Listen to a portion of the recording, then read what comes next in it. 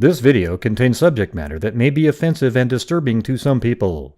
If you are the type to require a warning throughout a video or show, let this message serve as your warning. This channel discusses the harsh reality of true crime. If this warning is not sufficient for you, consider a different genre and unsubscribe from my channel immediately.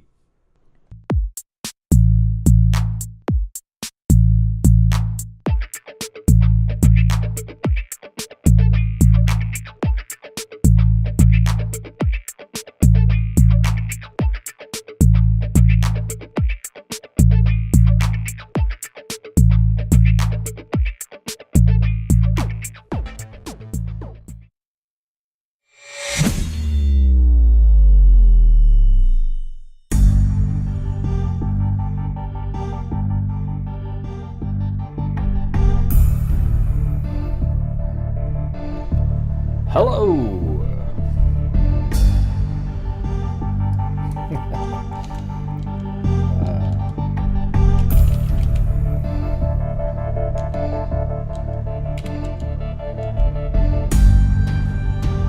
Yeah, man. I've never covered it before. A lot of people look the same in some of those older 1970 photographs.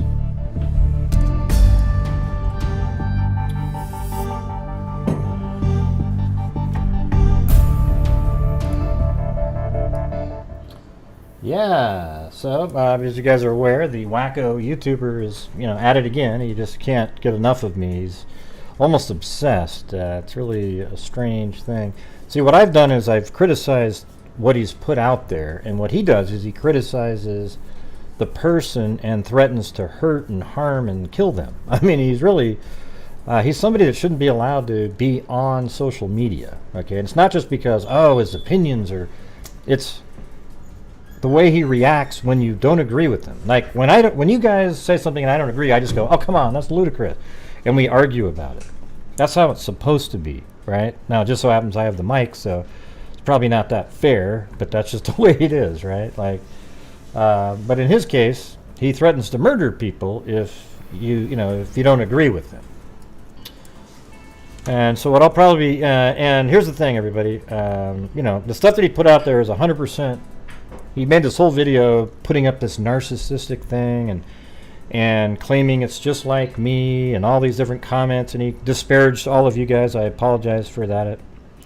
I mean, you guys probably don't really care that much because he's absolutely a whack job. So there's nothing about it that you go, "Oh my God, he was telling." It's all completely bogus what he put out there. Now, if you're somebody out there that is like, "I don't know, great," then get the hell out of here, okay? I don't want you here anyways, okay? But if you're somebody who, when you watch it, went, "God, that was ridiculous. We see him every single night," great. But if you sat there and went, "Ooh, I don't know, there's some," then I don't even want you here, all right? you're somebody that's dumb too. All right, so that's just the reality of it. Now, here's one of the things that that's a reality. See, this idiot, he puts out videos on, and you notice I never use his name. So what's strange is he always admits that I'm talking about him to people. It's weird. But like he'll do a show on, for example, the other day, the Flora fire, there's 4 girls that, 4 black siblings that died in the town of Flora, Indiana in, I think it was like December of 2016. And I did a show on it, I think, a long time ago. And so, I don't know what's going on. The Kentucky rains. Yeah. So Becky apparently did an appraisal on the home at one point, because appraisals appraise thousands and thousands of homes. And then he's trying to insinuate, he goes, "Look, there's Mike Patty in a picture." And he goes, I need, I want you to prove, here's the thing. You can't, a true crime YouTuber doesn't put out something to suggest something without any, sort of corroborating information whatsoever. It's purely trying to associate Mike Patty with the Flora fire, and he wants us, to disprove it. But he's going to put it out there before it's And anybody even has a chance to do anything. And I actually sent him an email during that string that he didn't show on his show that I said, well, Mike Patty's about 5'5", 5'6", and he's towering over 3 different people in the picture. Don't you think it's more logical? And it's not him. I mean, he doesn't look like that. Yeah, he does have a similar sort of bald part on top of his head and stuff like that. But when you're a true crime YouTuber, it's your responsibility to you look up first and try to disprove it. Like, you don't just throw it out there, throw crap to the wind. I know your people love that kind of stuff, but it's not ethical at all, okay? And that's the truth. So I'm going to continue every single time he puts out a video that's disparaging the patties in any way. I'm going to debunk it, you know, if it's debunkable. See, he likes to do the ones where he suggests something and it's almost like no way to disprove it. How do you disprove that when Becky slid the book off the bed, that she didn't do it intentionally or something? You know, other than asking her. I asked Becky, she said, oh, what the hell's he talking about? No, I was just putting something in a... But it doesn't matter that she answers, because of course she like that. Yeah. Anyways, thank you, Candalee Woodward Stone.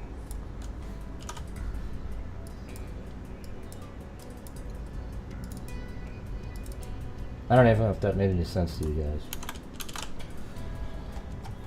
I mean, there's not one comment. Everybody's still saying hello.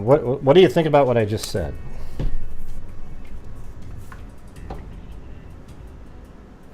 Did you hear Gray? He got upset when they were saying... Yeah.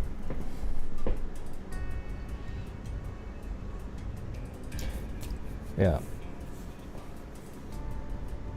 Yeah, no, he's an absolute lunatic. But it's up to the YouTuber to prove or disprove something.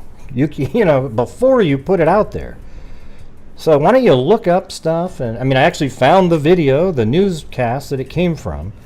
I was able to go find it. It was a 2018 video, and it shows this guy in the background, and you know, it's a guy that's really tall. It looks like he's about 6 something. You know, and to be honest with you, he looked a hell of a lot like Tony Klein, actually. You know, it's funny though, but he wants to say it's Mike Patty, but Tony Klein would actually make a better image sample. He's not really terrifying. He's a lunatic, okay? And he always, you know, he tells people, "Oh, Buck, he doesn't want to meet." Well, you live 10,000 miles away, moron. I mean, nobody's going to go, "Sure, I'll meet you tomorrow at noon. Now, let me go get a jet airline. I'll spend 3,000, and I'm not interested in meeting you." Okay? It's not because, like, "Oh, ooh, I'm scared. Ooh. I don't want to meet you because I'm not interested in meeting you. I think you're a lunatic. You're not interesting." Okay, you're not interesting at all to me. You're not somebody I would want to sit down and have like a drink with or a cup of coffee and talk about true crime or something. You're an embarrassment to mankind, and that's just the way it is. All right. So when you have your little group of people, and I see all, you know what's funny is he accused me that I have a bot that comments underneath my videos. I get like 20 comments on a good night underneath my 4-hour shows because everybody's comment during the shows. He gets 800 views and 190 comments, and they're all sort of vague things like, "Good stuff, man." I mean, that's a bot, okay? I mean, you know, I think he was he likes to reflect a lot. Like, he knows that the video that he made is talking about himself, so he tries to spin it onto somebody else, right? And he says that I hate women. Do any of you guys actually think that at all? I mean, yes, I argue with women in here because 95% of you are women that are in here. So we get in arguments and stuff like that, but I don't really care. Here's the thing, if women want to be equals in society, then when we're in an argument, we're just in an argument. I don't care who you are. We're going to get in the same argument. It's just ridiculous. I mean, this guy, every single thing that he put in that video is fake. His people love it because it's, you know, They're psychos. I mean, I don't know what else to tell you. The people that believe in the stuff that guy believes in are nuts themselves. And that is the truth. You can go, I don't know, Gray, it's just a different opinion. No, it's not just a different opinion. It means you're crazy. All right? And don't go, ooh, well, you're the one that said it wasn't social media. Okay, but that's not the same level that you're doing here. You're going on some weird shit. You're talking about how Becky knocked a book off of a bed. Thanks, Freebird Forever.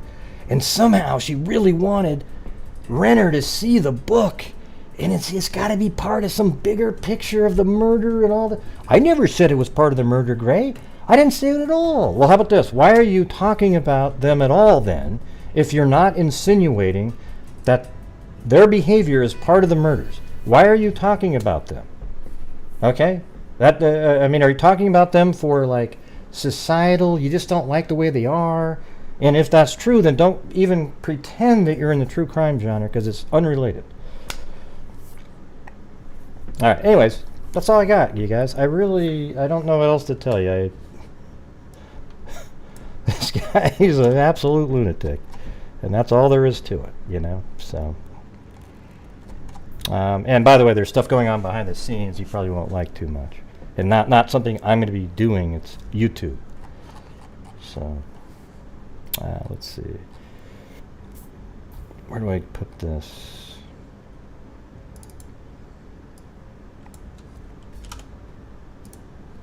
Got to get the chat running up there.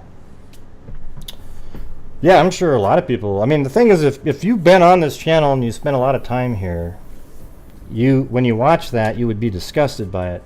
His people never watch. He even admits that he's never watched my show.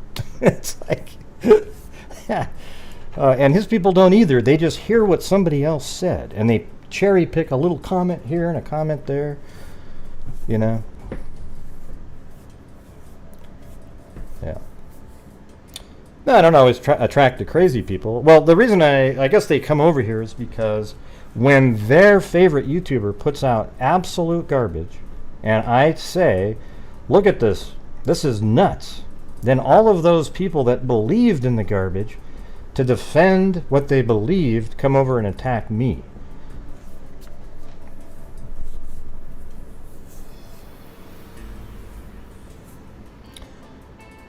Yeah, we're going to have to do the, so Stacy's going to come on one of these days. We don't have anything scheduled or anything, but to do another Dyatlov Pass episode. Maybe some new theories or whatever has been up in the news lately. You know, feel free to send me an email with not your theory, but any new articles or anything like that. Oh yeah, that's right. I shouldn't donate to Rain. That'd be weird. Yeah. It's to hide it.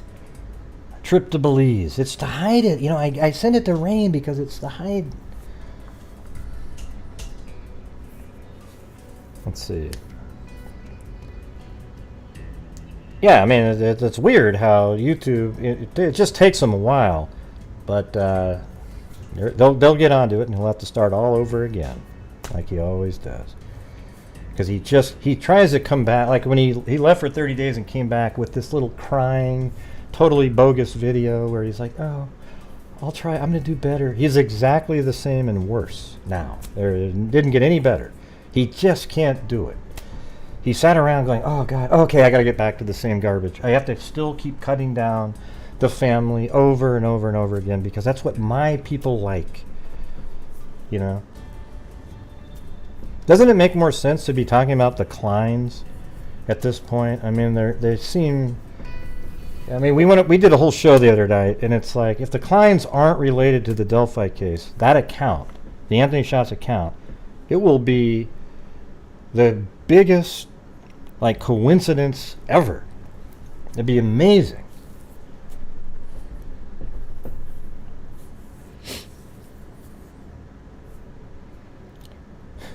Look at you guys.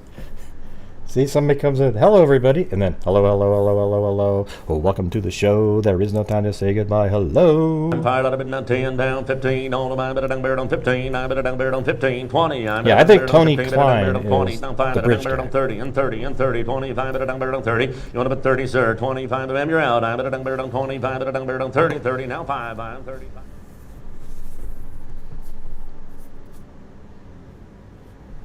Yeah, but he won't be because that's not what sells. He's got a bunch of rabid, you know, I don't know what you call these people. They're just,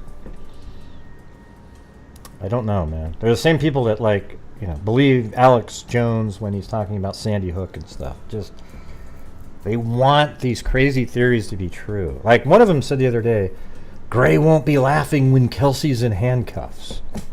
And I'm like, what the hell are you talking about? What? Let's see.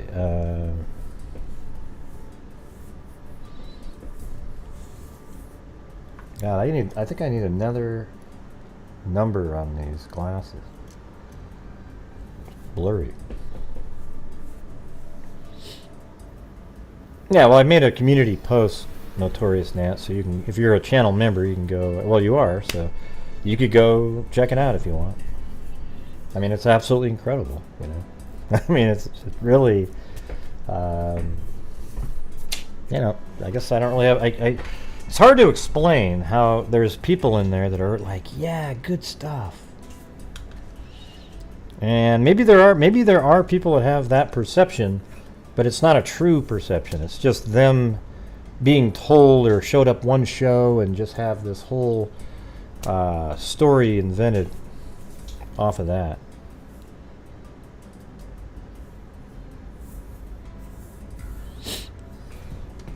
Alright.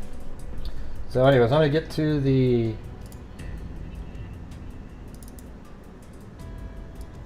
so this is a Daily Mail article on Chrissy Powell here.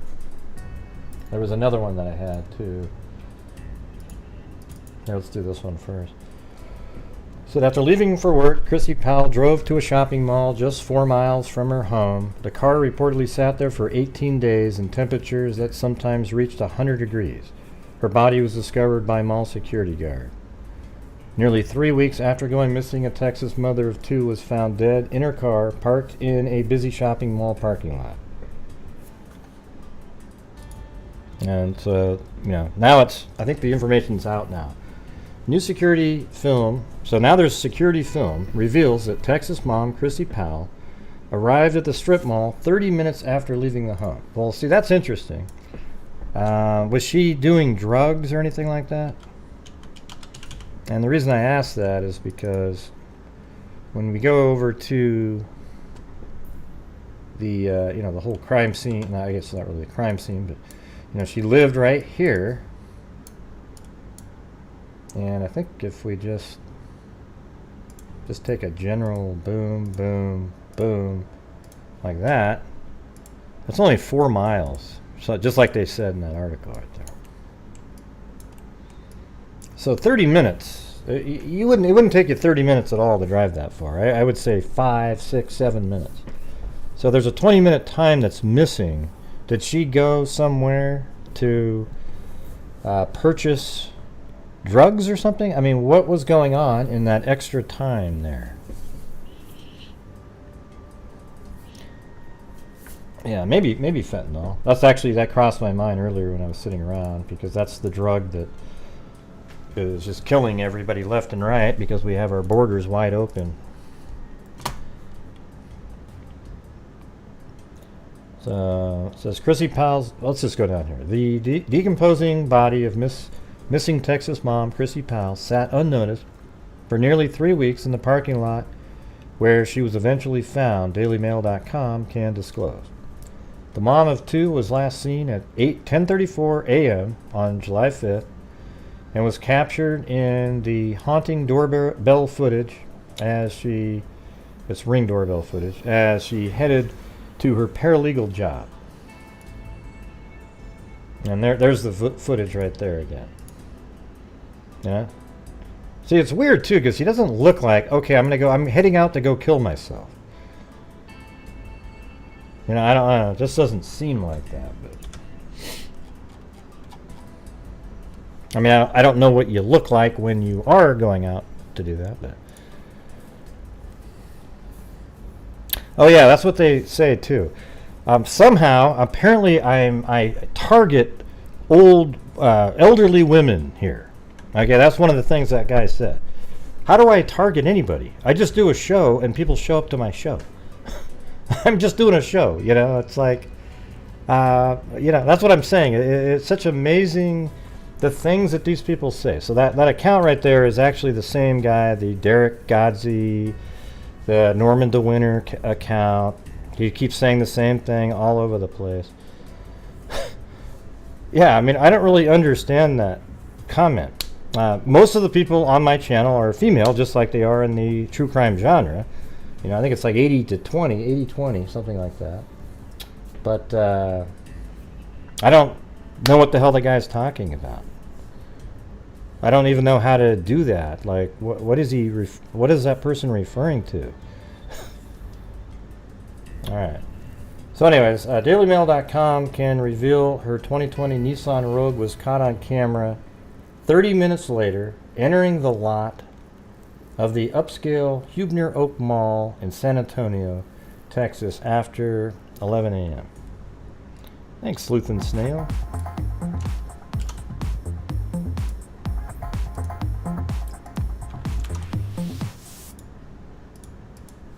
Thank you for all you do. Brave. Hey, look at 70 is the new 40. Okay,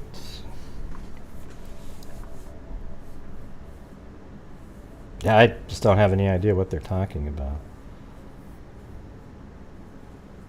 Yeah, they don't hear that part though, Beth. So yeah, these people don't know me at all that are on his channel. They think it's just some sort of game little thing, and that YouTuber is just this new shiny object that puts out absolute garbage that's in the conspiracy world, and then he'll eventually disappear because he's terrible at it, and then those people will find the next one, and they just kind of go around. But if anybody talks about their hero, then all of a sudden they're terrible people. Yeah.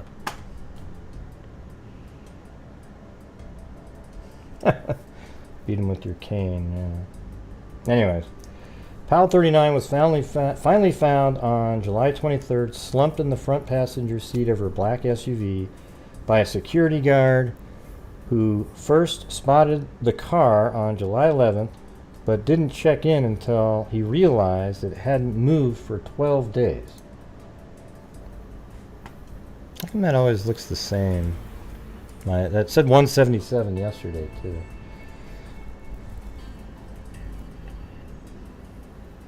Yeah, I think your freaks are awesome. Okay, I sure as hell hope people don't feel like what that guy is saying in these comments. Okay, and I can't do anything about it. And in fact, if you feel that way, just don't even be here. You know, it's not. I'm not looking for that at all. On this channel, as I say every single night, the channel brings in revenue from your generosity. Nobody's required to send in a nickel.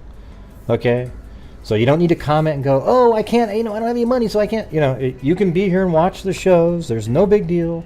You can hit the like button. You can do whatever the hell you want to do. You can just watch the show. But then there's people that want to help support the channel because they know what we're doing here is that it allows me to keep doing the show every single night. And we also donate a tremendous amount of the money to charity every single month and week. Not every week, but like during the month. Sometimes during the month we donate 1,000 or so, and at the end it's like 2 or 3. So it just is what it is. So it's been a great feeling, actually. So I think everybody in the Freak family feels great when we're sending in the donations, right? I mean, $100,000, and yes, you can always go send your donations directly to charities. I say that every single night. He doesn't tell you that I say that, though. He'll just keep saying the same thing over and over and over again. This is my YouTube channel, and people support my YouTube channel. And because of their generosity, I then in turn donate a tremendous amount of that to the charities in the true crime world.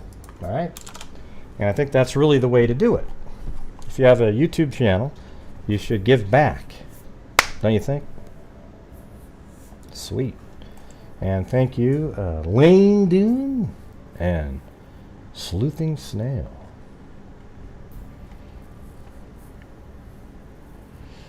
Yeah, I mean, we actually, this channel funded $8,000. We spent $8,000 that we put into a fund and identified a John Doe using Identifiers International. They identified, and his name is Daniel Armentrout. You can look it up on the New York Post. It actually has the name of the channel in here. There's also shows that we did where the sheriff department thanks all the freaks, and you know, it's like, but those people don't know about that kind of stuff. They don't care. They just care about looking at Becky pulling a book off of a bed. Think how stupid that is. Oh my God. That just brought everything that just brought everything into clarity, everybody. Listen to this. This channel spent $8,000 and identified a John Doe from 1961. The other channel does whole shows on how Becky pulled a book off of a bed trying to put a blanket in a bag. That's amazing. Oh God. Unreal. So anyways, thank you freaks for allowing us to do that. Don't you think that's amazing? So if you're not aware of it, go to the internet and type in Daniel Armentrout, Armantrout, and the New York Post, and there'll be an article, and you'll go through it. And then you can go back and watch some of the videos. I actually was on a huge, like a virtual press conference, and I got to speak on that. And Dr. Colleen Fitzpatrick and Misty Gillis were also up there on the screen at the same time. And Misty Gillis actually flew out there months later to change the name on the gravestone and met Daniel Armentrout's one surviving brother and his wife. And they had various meetings and whatnot. So I think that stuff's important. Not, look, it's Mike Patty in the background of the Florifier. I know its face is covered with somebody else's head, but it's got to be him. That's my opinion. You disprove it, everybody. I mean, think of the level, the difference there. Wow. Amazing. And if any of his trolls are watching right now, probably aren't any. But if they are, they won't go look at what I just told you.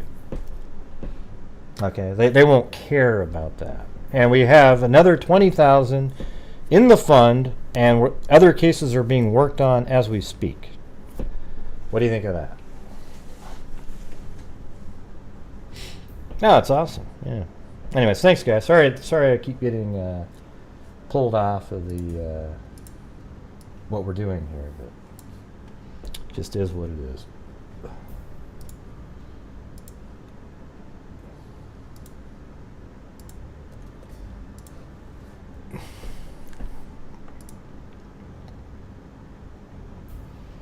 Yeah, I mean, I think that was probably the best feeling most of us have had in the true crime world, was that moment, you know. So those moments will happen again. It just takes a long time sometimes in between.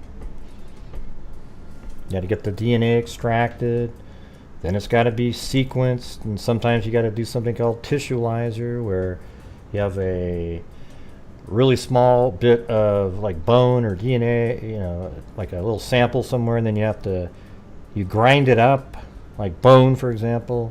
That's what the tissue-lyzer thing is. You grind up the bone to create more surface area, and then they extract the DNA from that. And once the DNA is extracted and the bacteria removed from it, they then send that to sequencing. And then once they get the full genome, the sequence, they send it off to another company who actually formats it into the format that is used by GEDmatch and Ancestry DNA. And then once that little kit is built, they upload it to GEDmatch, and then it comes back with your closest relatives that have uploaded to GEDmatch or Ancestry DNA. And then at that point, the genealogist takes over and starts putting together trees to identify the individual. And that's exactly how it works, right there. But what's-his-face wouldn't know that, because he's still talking about the nefarious book being slid off the bed.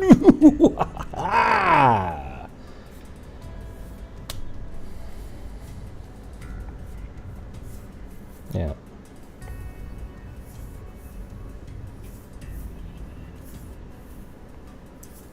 Huh?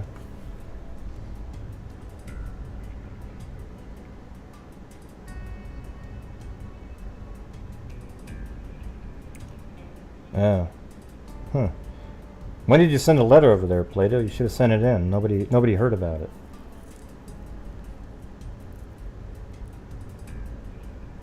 That would have been kind of cool.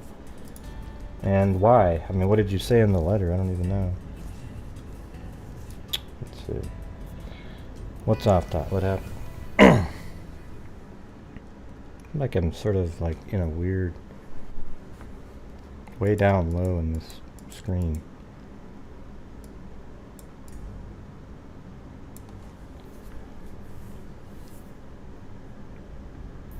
I don't know, Janice. I don't know. I'm sure they have done an autopsy. We don't have the results.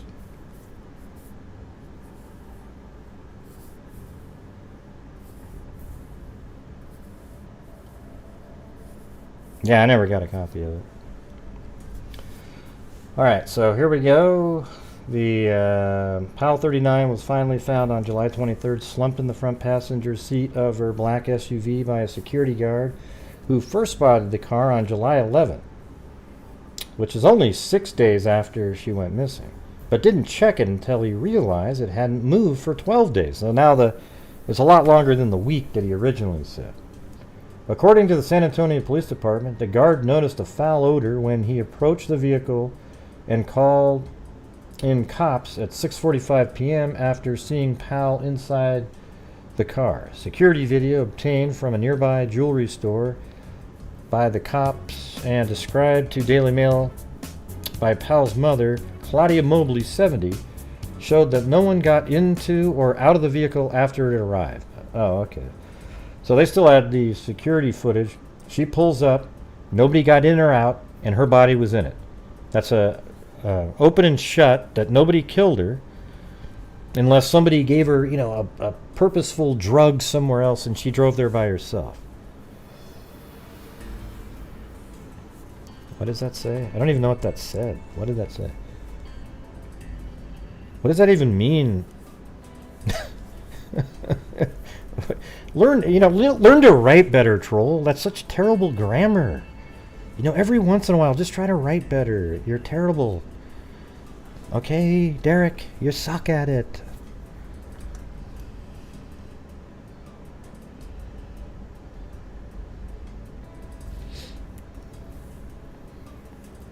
I mean, it's amazing how poorly the troll writes at times. You almost wonder if what's going on with them. They leave out articles and. Yeah, I think this is just like if somebody's doing drugs and they get a bad batch of drugs, I think it's just sort of like it's your fault for taking the drugs. Like I know that there's a bad batch, but I mean, what are you doing taking drugs? There's a risk taking drugs. All right, so there's a bad batch of drugs. You take drugs and you die from it. It's you. We need to get people to quit doing drugs. You ever thought of that? I mean, man, that's a great way to do it. I mean, there's no like expectation of quality fentanyl. It's like ridiculous. Thank you, Kathy Freidenmaker. Yeah, just quit doing drugs, everybody. It's that simple. Yeah, we said that, Ian, already. Yeah, maybe she did that. Maybe she pulled over somewhere, got some drugs before she went to work. But I don't. It's just the whole situation is pretty odd. So she was finally found on July 23rd, slumped in the front passenger seat. According to the San Antonio Police Department, the guard noticed a foul odor when he approached the vehicle and called in cops at 6:45 p.m. after seeing Powell inside the car. Security video obtained from a nearby jewelry store by the cops and described to DailyMail.com by Powell's mother, Claudia Mobley, 70, showed that no one got in or out of the vehicle. That's a huge piece of information right there. Hey, thank you, Mrs. Ryan. All right. Appreciate the support even after the lunatic video.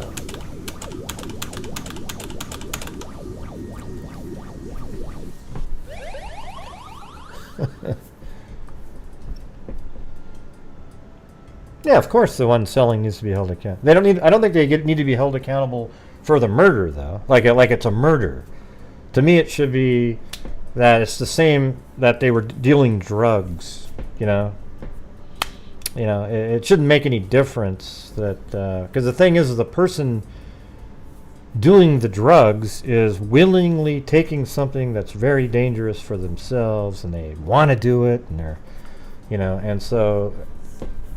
I don't know. Maybe I have to think about that a little bit more. But it's just, to me, just quit doing drugs, everybody. And then there's no market for these people to sell drugs and make mistakes about shit.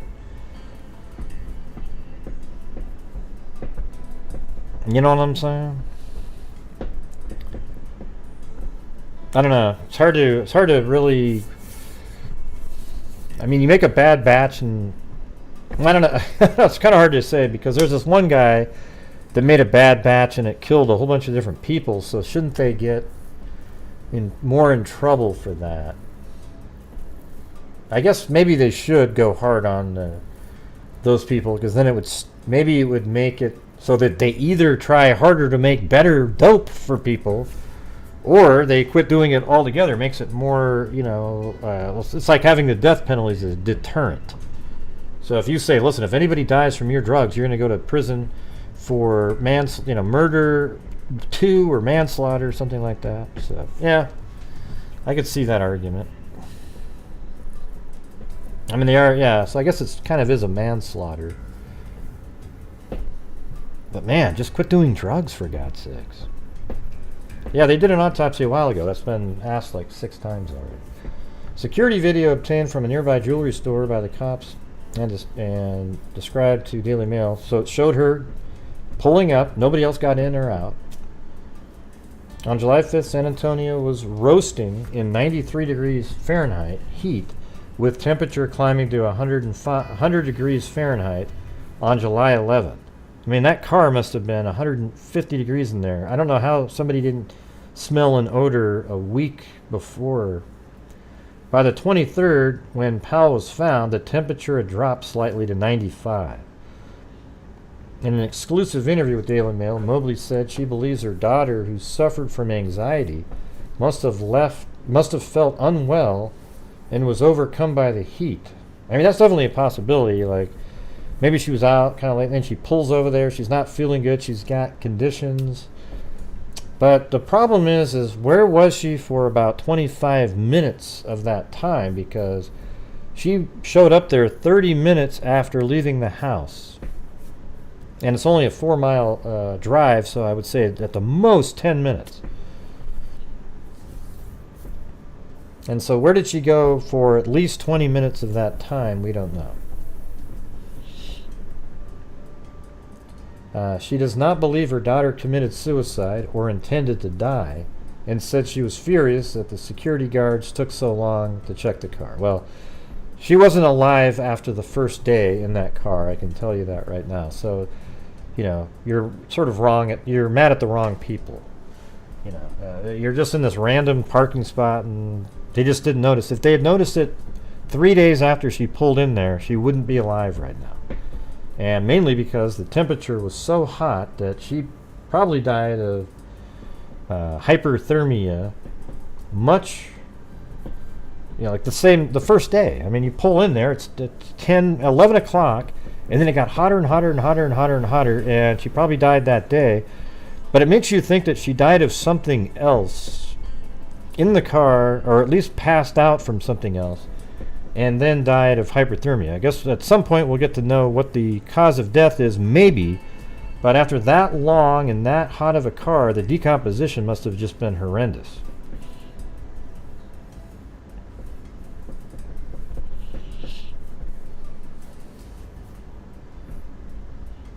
Yeah, maybe you sent it to me a long time ago, Plato. I just don't remember it. I'm getting dementia, so I don't. I am getting older though, man. Sometimes I'm forgetting stuff. Like, oh wait, that's right. You don't know, Ian. You don't know. So type in, "This is what I think." You don't type in a sentence like you know the answer. Okay. Let's see. They have her text, call, log, so they'll know where she was before she died. Maybe.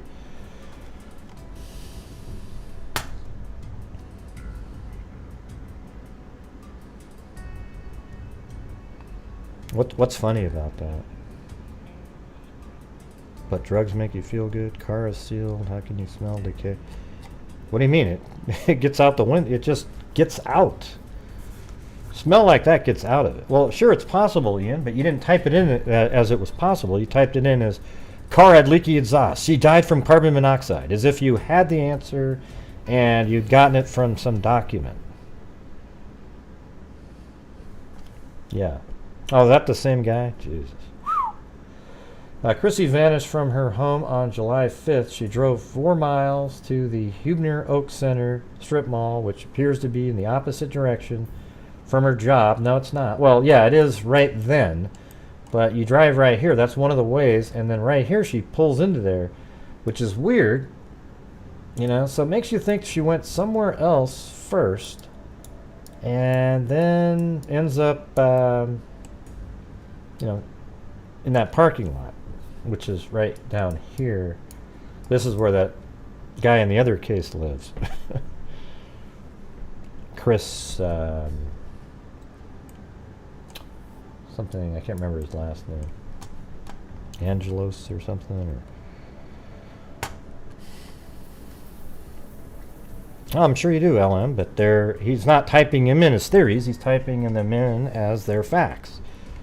So every time he types them in from now on, where it doesn't say, "This is what I believe this," I'm going to delete them. All right, so type them in as an opinion, not a fact, like you just read it off of a police report. Okay.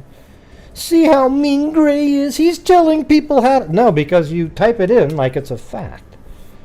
It's ridiculous. I would be interested to know if her phone pinged up that way. Yeah. I'm sure they'll be able to figure out where her phone pinged. They look at ping information. Oh, look at that. I got thrown in prison by Cindy Leon. How unfortunate. To start the show and so early. Oh, yeah, that's right, City Dweller. That's right. Go dwell in a different city. I hate men. That's right. That's a good one, Dan. Yeah.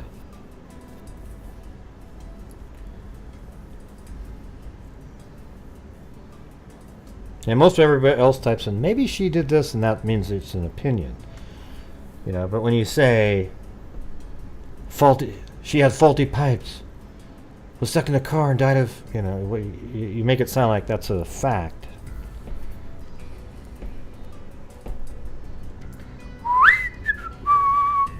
There I go whistling again, everybody. Did you hear Gray? He was whistling when he...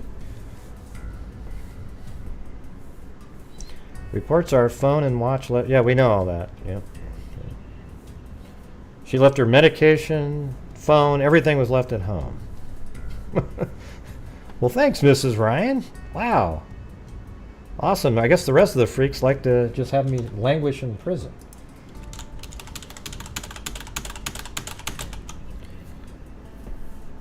Thank you. I remember she had medical condition. Was that bail, though, or was that just... Chicken ramen, no bail. Was that bail, Mrs. Ryan? I can't tell. All I see is 4th of July. Okay, so MM and Freebird Forever negated themselves out. Alright, we'll get out of here. Canteen, Georgina Stoliker. Hold on.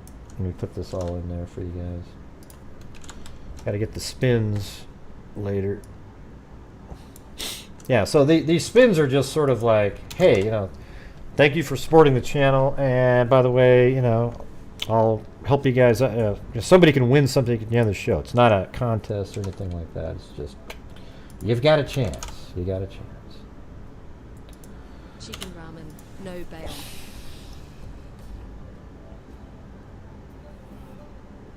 I don't know, Zozo. Let's just wait until they come up with the medical stuff, and we'll get it. It was for awesome tie-dye teal. Okay, so I think I'm good. I can get out now then. Yeah, well, this is an actual Abby and Livy shirt. And here's the thing. I'm going to say this right now for all the trolls that are out there. I 100% support Becky, Mike, Kelsey, Anna Williams, and all the family members of these people, because especially, you know, like I say, Mike, Becky, and Kelsey, because I know them. I've talked to them. I mean, I'm talking to myself. I don't really know Anna at all. Like, I've never even spoke to her. So I think we messaged one time a long time ago on Facebook. But that's it. That's about it, right? But I totally, I believe in them. I've talked to them. I know them. I've spent time, you know, like I've been on long conversations with all of them, and I can just tell you that I'll just tell you this: if by some ridiculous miracle there was some relationship to the murder, I'd be shocked out of my mind. I would be so just freaked out. But I don't have any doubt.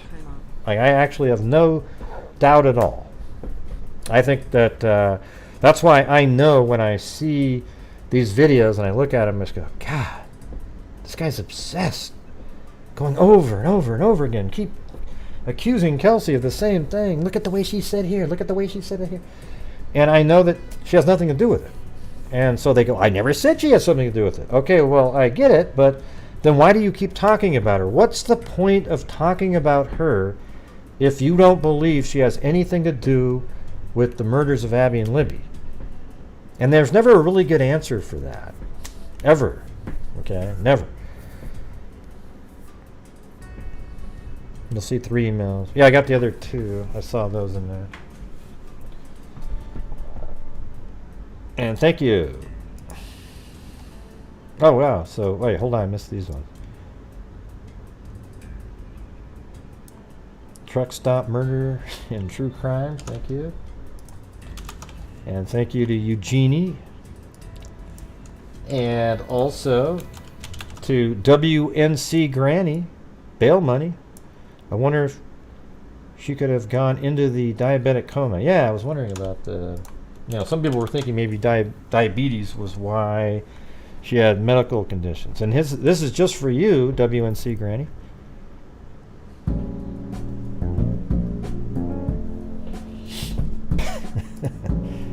Your favorite song. And we all know it's your favorite song, WNC Granny.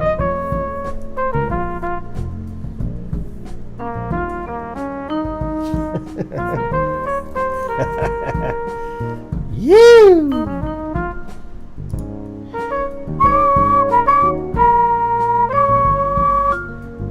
Oh, did you hear Gray whistling? What an asshole!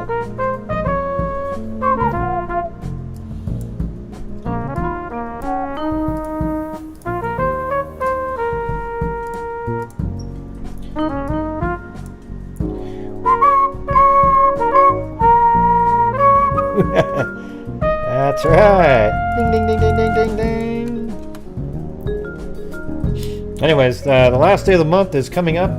We got tomorrow's the 30th, and then after that is our donation night. Man, that'd be really cool if I could get up to $4,000 to charity this month. We've already done 500. We'll see how that goes. All right. Anyways, back to the show here.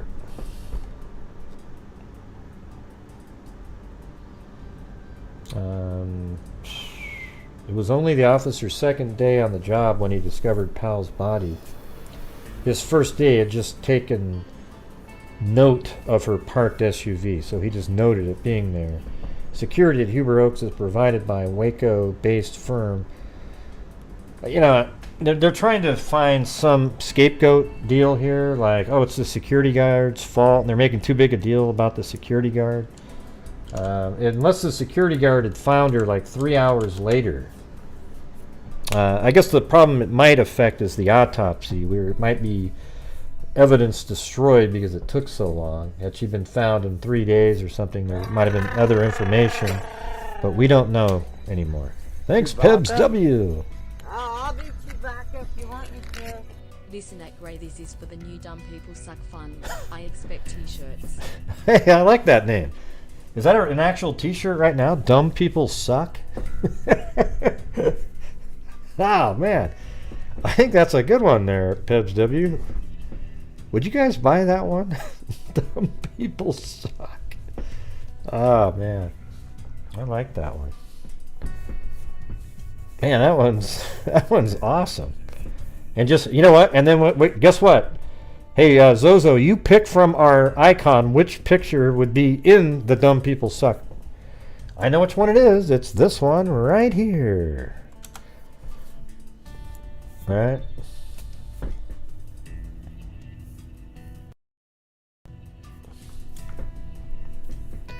Yep. See, I knew it. I knew it. I could have bet money on that.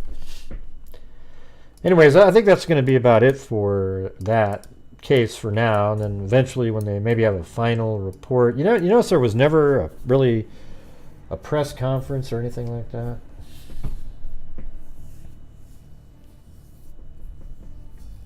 Yeah, he died, I guess, waiting. I don't think I'd put him on a t-shirt, but. Oh, yeah, you would design it? Well, let's see. Go ahead and design one, Pebs W. Let's see what it looks like. Yeah, I'm middle-aged too. Getting more on the older side, to be honest with you. Although, my age now is the new middle age. Don't we all live to 110? Yeah. 114? The guy in the image. This one.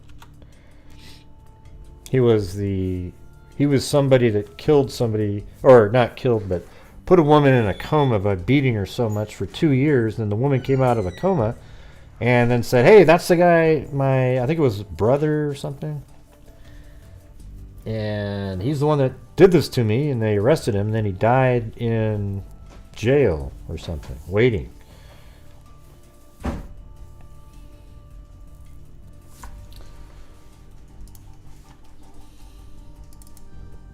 All right, so I found this case today. I was sent an email about a case, and then I went back and went through the whole thing like we do. You know, going through the newspapers.com, and it's pretty weird. It's another weird one. I was like, oh, these are perfect. It's a missing person case. You guys ready to go through this one? The Ilonka Cann, Pennsylvania, 1970. Anyways, you guys got to. I mean, it's going to be like this, though. Okay, it's going to be reading some of it.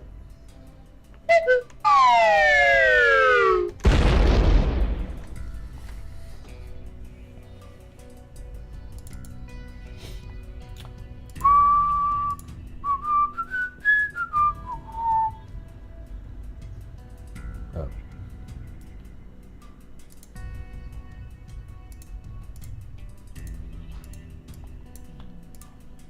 All right, we're going back in time here. And this is the first one I could find about it. It says the Scranton Police, this is in Pennsylvania, scuba diving team headed by Sergeant Joseph Rogan searched a farm pond in the I think it's like Schickini or Schick-Skinny, or I don't know how to pronounce that. S-C-S-H-I-C-K-S-H-I-N-N-Y. Let's see. Schick-Shinny. There you go. Area for more than 3 hours Thursday in a vain search for a woman missing since last Tuesday. State police at the Schick-Shinny substation reported they are requested the assistance of the volunteer team in a search for Mrs. Ilonka Cann, C-A-N-N, 22, of Road 3, Schick-Shinny, in Schick-Shinny. Do you think that's how it's pronounced, Schick-Shinny? I mean, it looks like it. A spokesman at the substation said state police were concerned about a 14-foot deep pond on the Cann farm property and requested the scuba team to search it as a precautionary measure. Nothing was found, though. All right, so that was 5/29. Then on 6/2, missing. That's the lady that's missing, Miss Ilonka Cann, right there. Yeah, we covered Noah Donahue, city dweller. There's no answers in that one. All right, regional police are still searching for Mrs. Ilonka Cann, 22, of Huntington Mills, Schick-Shinny Road 3. So I always just keep that in mind. Like, you always see this Schick-Shinny Road 3. And I think they ended up naming the road after the family here at one point. Cann Road. Who has been missing from her home since May 26. State police and Schick-Shinny substation said the woman's mother of a 15-month-old son was reported missing by her husband, Charles Cann Jr., or the second, right? Like, you're either the junior or second. Especially if you have a third, right? Then now you're the second. Police said the woman is 5'6", weighs 122 pounds. She has blonde hair, blue eyes. The type and color of dress she was wearing when she left home is not known. I mean, this does get. I mean, this one's pretty crazy. This is one of those ones that's similar to the one. Remember the one with the fires that the guy kept, and all of his family members were dying, and it just sort of has a similar feel to it. I don't know why. It just, there isn't as many deaths or anything, but. All right. State police search for missing woman. State police yesterday. This is July 29th. So now we're about 6 weeks later. State police yesterday searched a wide area near Old Huntington Mills Grange Hall yesterday in an effort to locate Mrs. Ilonka Cann. Here, let me get to that case. I think I actually found the farm and everything. So it's on Cann Road. I believe this is the actual house, and that's the pond right there. It could be this pond. And let's see if the Huntington Mills Grange, is that really still something? Huntington Mills. Oh, there it is. Look at that. Grange Hall. Wow. Still there. So they... okay, that's Grange Hall Road. So, I wonder... Well, I guess there used to be a hall at some point, but it's just Grange Hall Road, but that obviously probably would have led to the hall. So, I don't know, was it the end of the road or what? You know, who knows. But anyways, there was a search done over here on Grange Hall Road somewhere.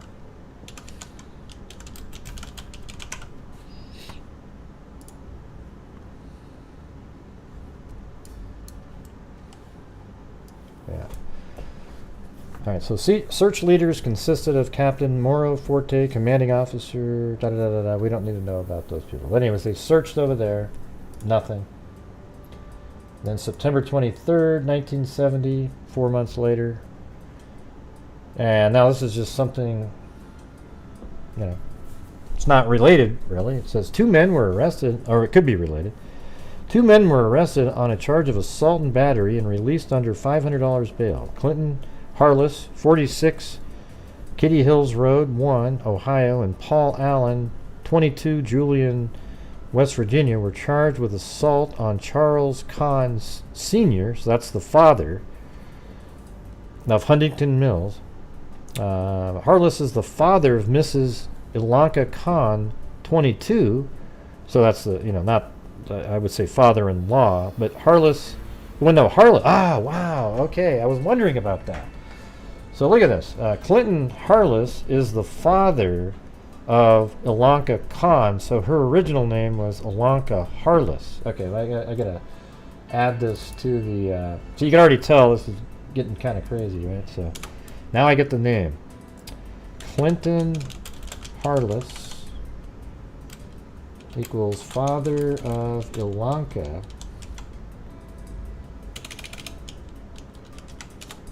And then Ilonka Harless, and then Cann, what she would have been. All right, there we go. Awesome. Oh, that was really interesting. I didn't realize that at the time because I don't read them. So there you go, you guys. Hey, thank you, Scott Holland. Chewbacca. Chewbacca? I'll be Chewbacca if you want me to. All right, so let's do that again. So Clinton Harless, 46, of Kitts Mills, the father of Ilonka Cann, 22, who had been missing from her home at Shikshinny Road. So that means Clinton and here, they all believe that they have something to do with her disappearance. Harless is the father of Miss Ilonka Cann, 22, who's been missing from her home at Shikshinny Road 2 since May 26th. Cann is the father-in-law of the missing woman. So the father-in-law was attacked by Ilonka Cann's father. A hearing is scheduled for Monday at 7:30 p.m. before Magistrate Marshal Trooper Robert Derwin.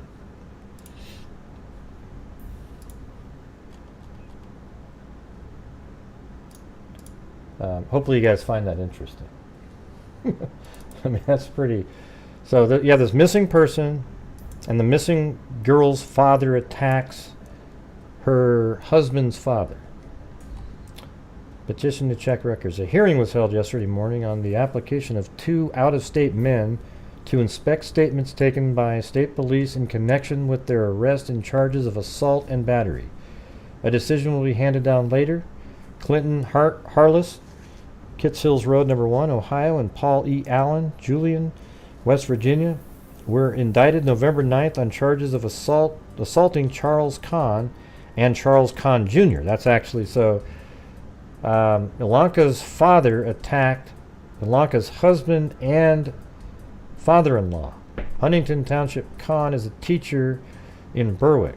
So this actually it meant Cann and Charles Cann Jr.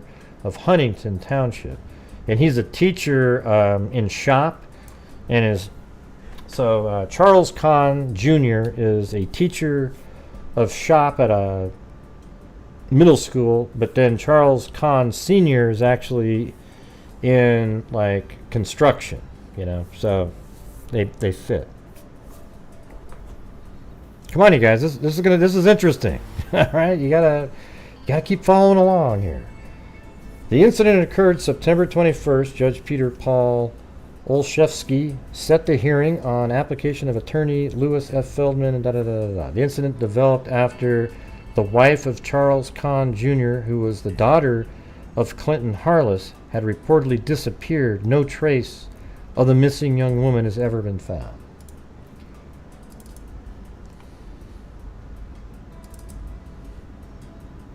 And I'm going to make this interesting. No, I mean, it is interesting, okay? So, city lawyers and teacher assault case. This is, right around the same time. It's probably pretty similar. A hearing was held yesterday morning on the application of 2 out-of-state men. The father of the missing woman had come to this section to attempt to ascertain the whereabouts of his daughter. Cann Sr. claimed he had been grabbed and tied to a tree. They probably were trying to force them to tell the truth by the man in an alleged effort to get statements. There you go. That's exactly what I was thinking. The subsequent hearing was before Magistrate Robert Marshall. And she hasn't been found. By the way, she hasn't been found since, by the way. Okay, so this isn't... And now we've got on the May of 1971 a reward of $1,000 for any information leading to the apprehension, arrest, and conviction of persons or persons responsible for the disappearance of Ilonka Cann. And she is, I think she's only 22 years old, and she has a 15-month-old child. Then 6 months later, look what's in the paper here. It says, to Ilonka Cann. This is something in the paper to her saying, you are hereby notified that Charles Cann and Cecilia Cann have filed a petition for the adoption of your son, Charles Cann III. So that 15-month-old child is the third, and now that would make the junior the second, which petition alleges that you abandoned your son for a period of 6 months and more, and a hearing thereon has been fixed for December 2nd, 1971 at 2 p.m. in the Court of Common Pleas of Luzerne County, Orphans Court. The allegation of abandonment and decree of an adoption may be granted in your absence. So now they're, the Charles Cann Jr., or the second, is going after adoption of the children because she disappeared. Now it goes all the way to 1974 here. It just says, other cases, defendant in the following countercharges waived hearing before Magistrate Marshall. Charles Cann of Shikshini Road, number 3. That's the father. That's, number 1. Charles Cann the first. Charged Ronald Rutowski, same address, with criminal mischief in that he allegedly tampered with a spray machine belonging to Cann, causing damages of $40. Cann also charged Arthur Monroe of Shikshini Road. They're just in the paper all the time again, like those other cases that we've talked about. I mean, look at that. Like, there he is. He can charge Arthur Monroe of Shikshini Road, number 3, with assault, criminal trespassing, and surety of the peace. All the charges are alleged by Cann to have occurred on June 4th. Ronald and Joyce Rutowski, Shikshini Road, number 3, filed complaints against Cann, charging him with harassment, terroristic threats, pointing a deadly weapon, and criminal mischief. So, I mean, these Canns aren't really the greatest people in the world here. Cann was represented by attorney Blythe Evans. All right, so let me get through that. And now we're the next year, January 8th, Charles Cann II, that's junior, but now they have that son that was the third, so that is Ilonka's husband right here. No, they're not what? What are we talking about right now? Now I gotta wait. What do you mean tomorrow? What happened? No, they're not. No, they're not what? Let me guess you're on. Oh, here we go. Here we go. Same old troll. Derek Godsey, Norman DeWinter. Disgusting human being. He supports the attacks on Kelsey German and the rest of them. Let's see. Naming a junior in a real gambler. Naming what? I'm trying to catch it. Oh. Well, what do you mean, no, they're not? I don't know what you're saying. Yeah, it's true. If you have a kid, you're going to be a second, right? I mean, so Charles Cann II of Shikshini Road, number 3, was indicted on 2 counts of terroristic threats. So this is, listen to this. I mean, that is Ilonka's husband. He was indicted on 2 counts of terroristic threats and 1 count of recklessly endangering another person. They didn't say who or what that was about. Then, 1977, some 57 children aboard a school bus escaped injury Tuesday morning near Light Street when the bus and a car collided on icy Route 487. Police said a car driven by Mary M. Boudman, 375 East 5th Street, Bloomsburg, and the bus operated by Sharon K. Glurton Bloomsburg Road collided at about 8:45. While police were investigating the 2-vehicle crash, a second accident at the same location occurred. Police reported cars driven by Gary E. Fetzer, 518 East Street, Bloomsburg, and Charles Cann II, Northumberland Road, number 3, collided. So there he is again, in the paper again. You know, it's not really nefarious, but what's going on with these guys? 1978, Cann dismissal upheld by state unit. So the school didn't want him working there anymore. It's pretty obvious because it says the dismissal of a former Berwick School District teacher has been upheld by the Secretary of Education according to a report published in School Law and Information Exchange of the Pennsylvania School Board Solicitors Association. The dismissal case involved Charles of immorality based on the use of profanity by Charles Cann II. So again, that's the husband of Ilonka Cann, a shop teacher who was dismissed by the Berwick School Board on July 26, 1977. The local director also charged the teacher with persistent negligence. The latter charge was not upheld by the Secretary of Education. So, anyways, that was 1978, and now we go all the way to 1989, and now they start getting, well, this is another one regarding Charles Cann the Elder, the original. So it says the deadline for, there, he's just trying to get some property changed, but I think right here it says, there it is. So Henson and Mary Evans want to subdivide their property of more than 5 acres on the Cann Road. So at that point it was already switched to Cann Road from that Route 3 that we had before. That's the only reason I put that one in there. But the father was into construction and all kinds of stuff. So now we're going to 1993, and now we're back to case stuff. Because after all those years, now they're thinking, yeah, this is interesting. And by the way, so now we're going to have these long articles now that go through the case. So I gave you the background stuff there. You know, that Ilonka's father, I mean, it was cool that it was all in the paper. I just went way back in time and found all this stuff. You know, that Ilonka's father and another relative went to, you know, basically abduct the, you know, Charles Cann Sr., Charles Cann Jr., now the second, and try to get the information about where their daughter is.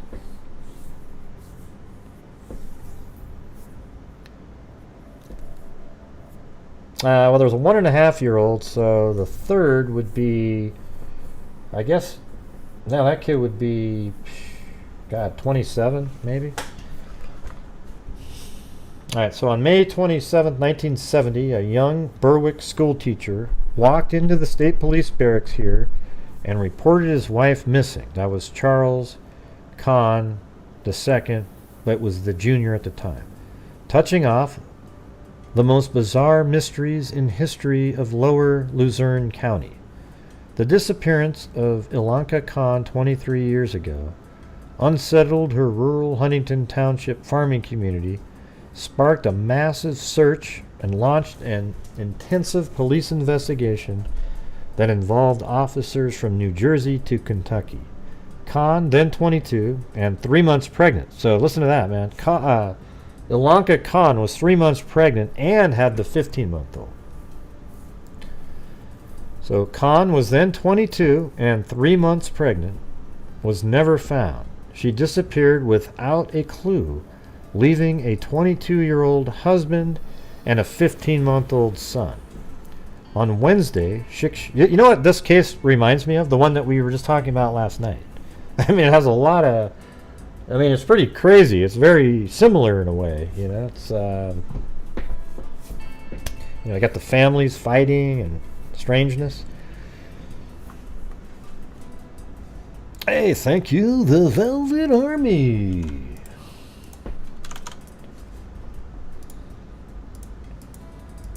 And hey, sorry, I didn't mean to force you to send that in, the Velvet Army. But thank you, anyways. Oh my God. Yeah, but isn't it weird how it's sort of similar to the case from last night? Cann, then 22, and 3 months pregnant, was never found. She disappeared without a clue, leaving a 22-year-old husband and a 15-month-old son. Thank you, Scott Holland. Long article wave. I'm sorry that I coerced you into sending that, though. Thank you very much.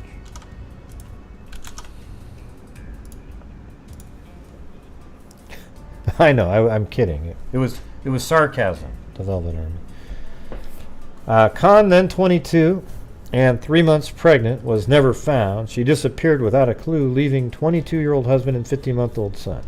On Wednesday, Shikshini State Police said they have renewed hopes of solving the riddle using technology they didn't have when Cann disappeared. Thank you, Cindy Lynn. The case is open again, and police are asking anyone who knows anything about Cann, even if they've already talked to police, to call Shikshini Barracks at 759-6397. Well, that number's probably not good anymore, but... We are listening. Ocean wave, ocean wave, ocean wave. We're in the process of contacting every person that was involved with this case 23 years ago, said Corporal John Lohman. I don't think she... I wonder if this is one of those ones I should have that music playing. Hold on, let me see. Is that going to work?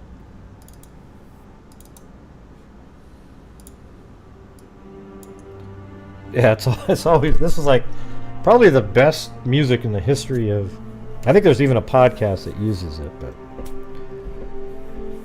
For more than 2 decades, people who knew Cann and officers who investigated have been asking the same question. There are dozens of theories. They run from murder to Cann's running away on her own accord. The only safe answer is nobody knows. Police would not speculate on her fate. However, acquaintances said she would never have willingly left that baby alone. Hey, thank you, Amber Maiden. I'll have to get back to that in a minute. And Pud Money. And Georgina Stoliker. You know, it's weird when the music's playing, I can read it easier. It's strange, you know, like...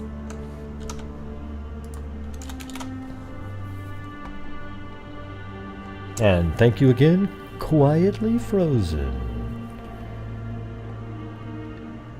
I'm going to turn off the notifications, so here we go. There are dozens of theories. They run from murder to Cann's running away on her own accord. The only safe answer is nobody knows. Police would not speculate on her fate. However, acquaintances said she would never have willingly left her baby alone. Remember, the 15-month-old. Well, I don't know whether she was killed, kidnapped, or what, but I do know she would never leave that baby, said Steve Wasilko, one of Cann's closest neighbors. She loved that baby. Somebody would have had to do something to her because she would never have left without that baby. Without a trace, the mystery began 23 years ago today, when Cann's husband, Charles Cann Jr., now going by the second, walked into the Shikshini State Police Station at 3:45 p.m. after leaving the... let's see, let me get to that. I gotta go to the next page now, I think. Oh yeah, before we go there though, see this house right there? See that I was already suspicious that was the house right here. That's not the one. The one over right there. And so if you go down about like that angle here, and you look at that, there's no street view here, but see how there's that little building there, and then the big barn there, and that's what this is. And then there's a pond in the background over here. You just can't see it because it's kind of dark. So this is the property right there. And even the road, see the road right there, how it curves, the driveway. See, bang, bang, everything's the same right there.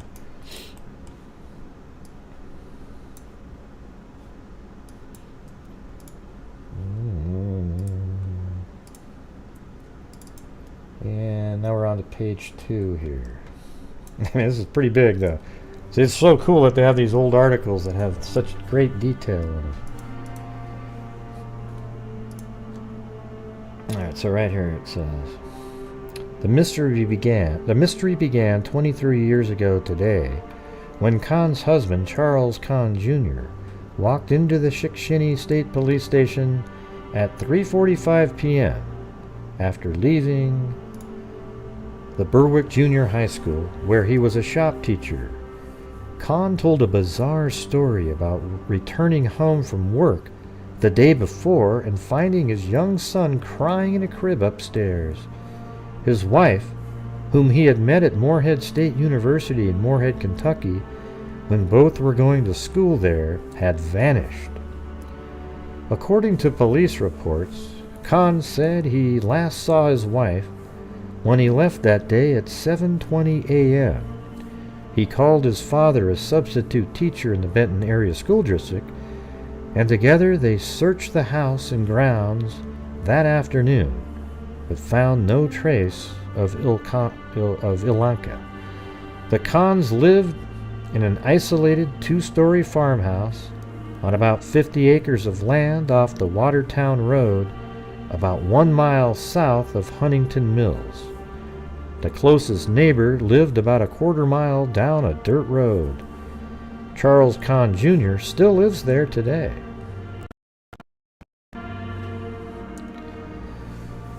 His father had a trailer near Benton and permanent home near Hackettsville, New Jersey, according to a former police familiar with the investigation.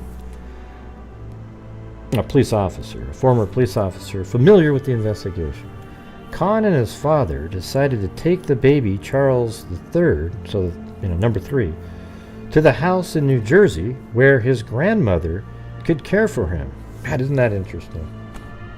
So just kind of remember that. Like, Charles III was taken to the grandmother's house in New Jersey to be taken care of. And then Charles Cann then returned and went to school the following day. So he drove the kid all the way up to New Jersey so he could still go to work the next day, but he wasn't really that concerned about his wife. Wow. That afternoon, May 27, he went to the state police and reported his wife missing. Police offer differing reports on why Cann waited a day before making the report. Neither Cann nor his son, who is now 24 years old and living in the area of Pleasantville, New Jersey, returned repeated phone messages left at their home. So none of them returned phone calls. Corporal Lohman said Cann believed he had to wait 24 hours before he could report his wife missing. Right. But Carl Gers, who was the sergeant in charge of the Shikshini State Police at the time, said he remembers Cann saying he had no one to watch the child when he went to work. That's the question we always asked ourselves and asked them. He said this week, the father of the boy said he had to go to school the next day and had no one to take care of the boy. They left here at 9 p.m. that night and left the boy off with the grandmother, and then they came back here and he went to school the next day. Gare 77, who has been retired for nearly 20 years and lives in Salem Township, remembered his first visit to the Cann's residence. There was no sign of any violence, he said. Their house was clean. As I remember, there were a few dishes in the sink. She just disappeared into thin air.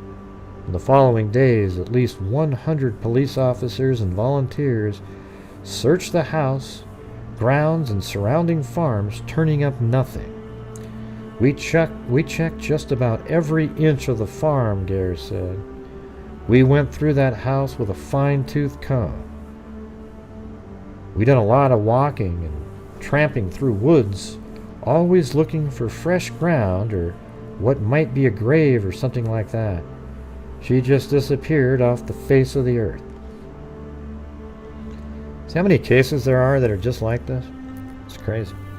Welcome, Mary Poppins. Sweeping search. Pete Scherer, 57, treasurer of the Huntington Township Fire Company at the time, was called to help search. He said volunteers and police walked side by side so they would not miss any ground.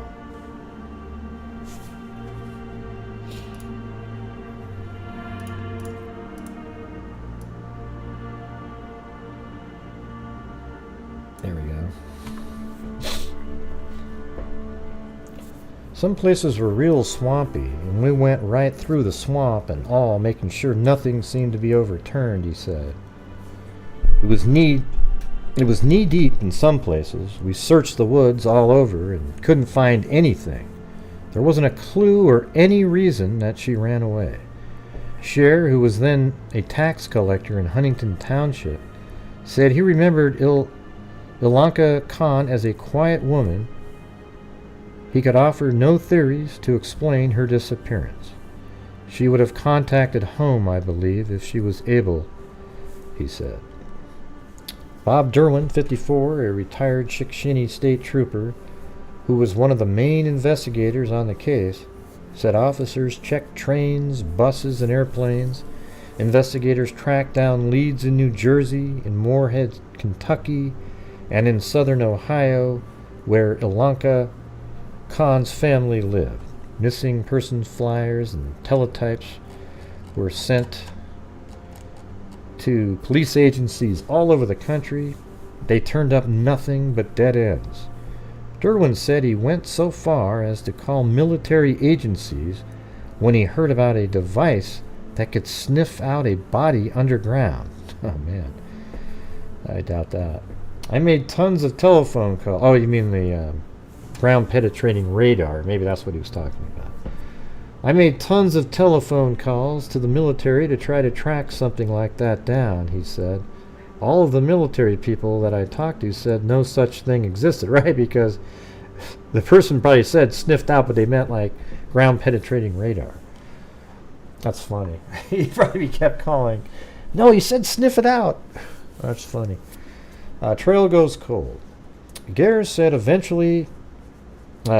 police eventually identified a man they believed knew something about Cann's disappearance. He would not call the man a suspect, noting the Cann case was and still is labeled a missing person investigation. But he did say officers focused on one person in particular, hoping to get a break. I think this is going to be the husband. They were unable to substantiate anything. The person whom he would not name has since died. I think it might actually be the senior, to be honest with you. Our investigation did center around that one person, he said. We checked on the fella quite a bit, but we just couldn't put anything all together. Derwin said he spent months tracking down leads. Every time an unidentified body turned up, Chickasha State Police sent a description and a dental chart if necessary. If any police department contacted us, it was checked, he said. Meanwhile, Ilonka Cann's mother and father, Renate and Clinton Harless, visited the area to search for clues, he said. They posted rewards and contacted anyone who knew their daughter. He said Harlesses were devastated by Ilonka's disappearance. He described them as very nice people, and those are the same people that attacked the it was the Cann, Charles Sr. and Charles Jr. at the time. He said the Harlesses were devastated by Ilonka's disappearance. He described them as very nice people. They made trips in here almost weekly, Derwin said. Let's see. Oh, right there. Then. Hope renewed. As months and years wore on, Derwin said, tips came in less frequently, but troopers continued to investigate up until his retirement in 1989. It was pretty much an ongoing thing, he said. If any bit of information would come up at any time, we checked it out. I do know there were different things that came in from 1980 on, but nothing of any substance. None of the original investigators remain at the Shikshini State Police Barracks. Last year, State Police brass ordered all stations to review old cases to see whether new technology could help solve them. Corporal Lohman said Trooper Randy Devine, a criminal investigator, I don't know if it's TPR, what that stands for, but you guys probably know, but I thought it meant trooper, but at the Shikshini station recently read the old Cann file and became interested. He admitted it will be a daunting task to solve a 23-year-old mystery, but with a little luck and some help from the public, he said police could get a break. Devine said he plans to start from the beginning and go over all evidence left in the file, then contact and interview everyone who was involved. I'm not getting my hopes up, Devine said. I'm not getting my hopes up, Devine said. I'm going into it with an open mind. If anybody will talk to me, I'll listen. The two investigators were hesitant to reveal all their methods, but they said all tips will be top priority. That's the key here, Lohman said. Public response. Meanwhile, Gers, Wasilko, Derwin, and Schur will be rooting for them. Wasilko and Schur said, Ilonka Cann is never far from the minds of people who lived in Huntington Township at the time of her disappearance. The mystery has become part of Huntington Valley lore. Every once in a while, I think about her, Wasilko said. I hope they would find her. For Derwin and Gers, the case is unsolved chapter in their careers. Derwin said police officers remember certain cases as long as they live. The Cann investigation is the one that sticks with him. I'll die a peaceful man if that's solved, he said. Crazy, right? And then just like 3 weeks later, there was another piece. Is this interesting to you guys at all, or? Come on. What do you think? What do you think? What do you think? I think one of the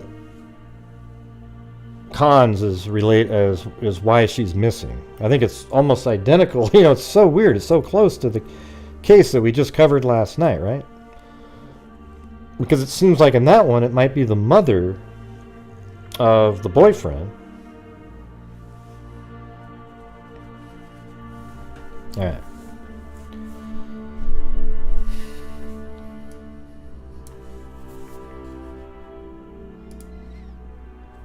For 23 years, Clinton and Renate Harless have hoped and prayed for some word of their missing daughter, Ilonka Cann.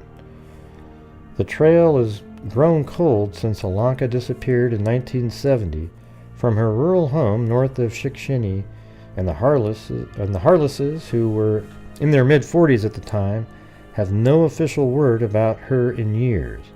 But the memory of the blonde girl with blue eyes who liked to help her daddy do chores around the family farm in southern Ohio is never far from the hearts of her parents.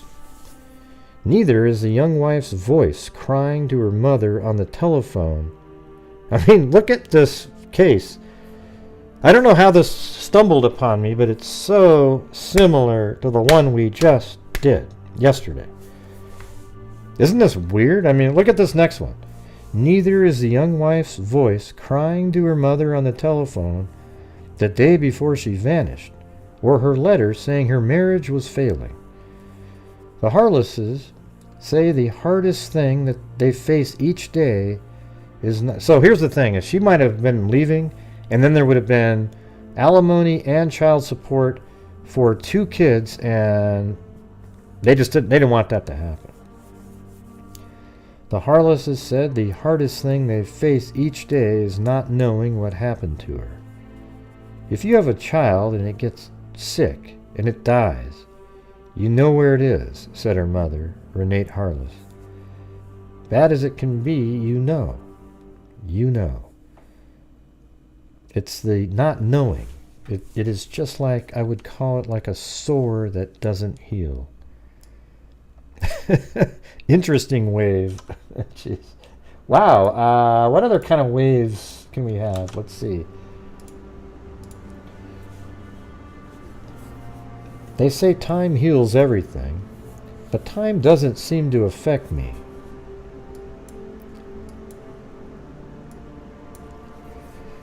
Ilonka Cann, 22, and 3-month... I mean, you guys get this. It's very similar to last night. You know, just some variances, but it just feels like it's so similar. Ilonka Cann, 22, and 3-month pregnant, disappeared without a trace and has never been found. The case was reopened several weeks ago by Shikshini State Police, who say they hope to turn up new clues with technology unavailable when she vanished. The news has given the Harklesses, who are now in their 60s and living in Greensburg, Kentucky, renewed hope. It came as a big surprise, Clinton Harless said. We had been hoping more now, but like I told my wife, let us not get our hopes up too high. We're going into it with an open mind. So similar to like Delphi, every time there's something they get excited, you know. They used to get more excited, now it's just kind of like, yeah. They are convinced that their daughter is dead. Moreover, they feel she was the victim of play. Clinton Harless said he believes his daughter was murdered. If she was alive, I feel she would try to get in touch with us, he said in a recent interview.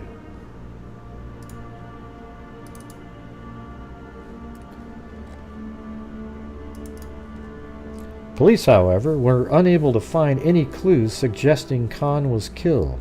To this day, she is classified as a missing person. Police found no sign of foul play when she was reported missing 23 years ago. They found no reason for Cann to leave her husband, Charles Cann Jr., and young son, except you already know that she wrote a letter talking about it, and she was talking to her mom, crying. Yeah, I don't know, it just seems... The thing is when somebody's strangled, there isn't a lot of stuff left behind in situations like that. You strangle somebody, you put their body somewhere, there's no blood, there's no bodily fluids most of the time. It's just, you know, that's the thing. And that's generally, a lot of times, it's so personal, that's how people end up killing a loved one or something. You know, it's just, especially a man to a woman, right?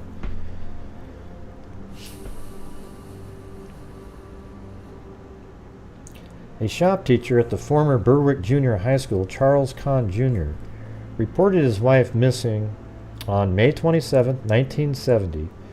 Cann told police he last saw Ilonka when he left for school on May 26 at 7:20 a.m. When he returned that afternoon, he said his infant son was crying in a crib and his wife was gone. That night, police say Cann took his son to his mother's New Jersey home. He returned and went to school the next day before reporting his wife missing. Yeah, so that's so weird. Like, there was nobody there to take care of their kid, and instead of thinking, wow, that's really unusual, and calling the police, he goes to school the whole day.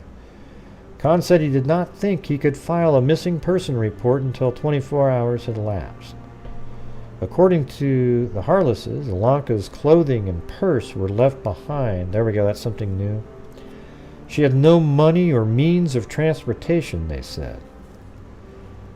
It was as if the young mother had vanished from the face of the earth, investigators said. Her husband, who still lives in the same house near Huntington Mills, declined to be interviewed for this story. He said the renewed interest and publicity have rekindled old memories he would rather forget. For Ilonka Cann's parents, the memories are something to cling to. She's always on her mind, said her father. Actually, it's still an everyday thing. We always remember and we always wonder. It just sticks right with you. I even said one time if we could just find her and give her a decent burial, it would be better than the way it is now. We couldn't even do that. Renate Harless spoke with her daughter over the telephone the day before she disappeared. It was a conversation she will never forget. The Monday morning, I just had a strange feeling. I don't know why, but I told my husband, I'm going to call Ilonka, she said. As soon as she heard my voice, she started to cry. I said, Ilonka, what is the matter? She said, Mummy, I love you. I miss you so much. Months before she disappeared, Ilonka wrote her mother that her marriage was failing. She and her husband were not getting along, according to her mother. Mrs. Harless said she believed the problems were caused by a pushy father-in-law. There we go, everybody. Charles Cann Sr. and last night's case, the mother, right? I mean, you guys are definitely seeing the similarities here, right? Absolutely crazy. The elder Cann substitute Benton, the problems were caused by the pushy father-in-law, Charles Cann Sr. Yeah, it's almost weird how similar it is, right? The elder Cann, a substitute Benton school teacher who has since died, lived in a trailer in northern Columbia County. Okay, so the elder Cann is the person that they were looking at. That's what I was thinking. He also had a home in New Jersey. He would arrive unannounced and uninvited at his son's home and make life miserable for Ilonka, according to Mrs. Harless. Wow. The friction between her daughter and the older Cann was becoming unbearable, she said. In her last letter, and see, the thing is the father does something, and then the son is going to protect the father, right? I mean, it's just unbelievable how similar these are. In her last letter written, okay, the friction between her daughter and the older Cann was becoming unbearable, she said. In her last letter, written on the same day as the telephone call, Ilonka apologized for crying on the phone. She said she was looking forward to seeing her parents during a trip home that summer. Their plans were to come to visit as soon as school was out, sometime in June. Miss Harless said, recalling the phone call, I said, honey, we'll see you soon, and we can talk things out. The next day, Charles Cann Sr. called and said Ilonka had disappeared. Mrs. Harless said, the Harlesses left for Pennsylvania the next... And by the way, I'm just telling you, the reason we're not talking about the other case tonight is they had some sort of a emergency come up, not related to the case, and I didn't ask what that was, but they couldn't come on tonight. But wow, how crazy is this? Unbelievable how similar. Their plans were to come visit as soon as school was out, sometime in June, Miss Harless said, recalling the phone call. I said, honey, we'll see you soon and we can talk things out. The next day, which is, again, look at that, Charles Cann Sr. called and said Ilonka had disappeared, Mrs. Harless said. The Harlesses left for Pennsylvania the next day. It would be the first of 16 or 17 trips. And also, that's when the Harlesses basically tied them to a tree and tried to get answers. Neither the car nor the men were ever found. Neither the car nor the men. What men? What are you talking about? Oh, here we go. 16 trips. We went everywhere, checking everything, Clinton Harless said. We talked to neighbors and friends, just trying to get a lead. The Canns lived on a deserted lane off the Waterton Road. in rural Huntington Township. They had few neighbors, but one told the Harless a story that disturbs them to this day. Oh boy, here we go. He said he saw a mysterious light-colored car driving along the lane at about dusk the night before Ilonka disappeared. So she definitely could have disappeared the night before, which is, again, that's not similar in that case because I guess she was up the next day talking on the phone, but I guess in the other case that we were talking about, it's kind of like that. But I mean, there's so many similarities all the time. What about the other case that we've just been talking about of the hell was the name of that one? Yeah, Shayna DeMombro, right? There we go. Yes. Some similarities in that one too, right? He said he saw a mysterious light-colored car driving along the lane at about dusk the night before Ilonka disappeared, Miss Harless said. She said 2 men were in the car. Neither the car nor the men were ever found. No one could ever explain what they were doing there. Who was them 2 guys that drove up there, Mrs. Harless now asked. Despite many trips to the area and countless inquiries, the Harless and police were unable to answer that question or turn up anything else to explain Ilonka's disappearance. Clinton Harless said the family stayed in touch with investigators for years afterward. Over time, however, their contact diminished. Right? I'm just waiting for the music to start up again. The family moved to Arkansas, living there for years until moving to Kentucky. The Harlesses were shocked when Chickasha State Police contacted them last month. We thought the case was not solved but closed, Mrs. Harless said. We were certainly glad that somebody is still thinking about it. Trooper Randy Devine, who heads the new investigation, said publicity about the case has generated several tips in recent weeks. He is entering old reports into new police computers and interviewing anyone with knowledge about the case. Devine is hesitant to talk about anything he has uncovered so far, but said police will publicize major developments. He is hoping anyone with information will call him at a phone number that's obviously outdated at this point. The process, he said, is slow, and he has been unable to return calls to several people, but he promised he is interested and will eventually interview them. Meanwhile, the Harlesses are left with memories of their daughter and hopes that she will someday be found. That's a troubling thing for somebody to just disappear out of a family, her father said. You hear about it, and it just doesn't register when it doesn't happen at home. When it happens at home, it's just a terrible thing. And that was it for that one.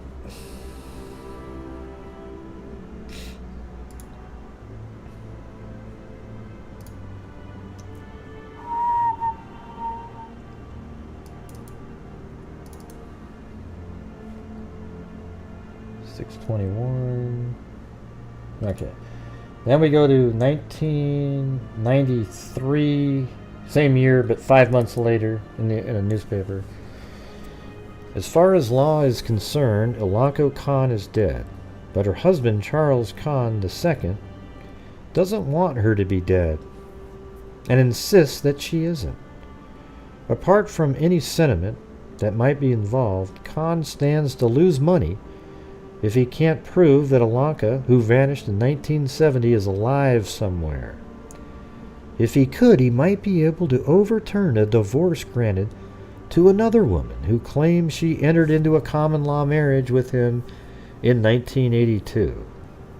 Last December, Cann of Schuylkill County was ordered to pay alimony and split his assets with Grace P. Brown, who moved in with him in 1971 and claims she entered into a common law marriage with him in 1982.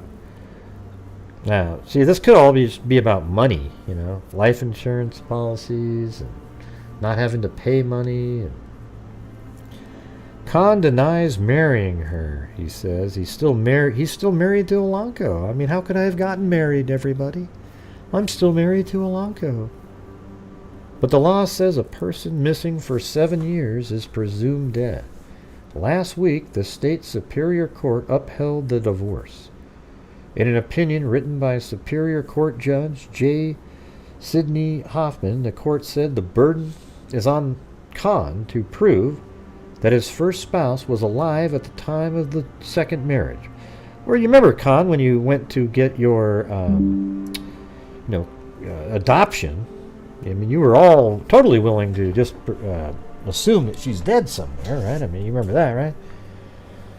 As Cann offered no evidence to the contrary, the impediment to marriage was removed in 1977, the judge wrote.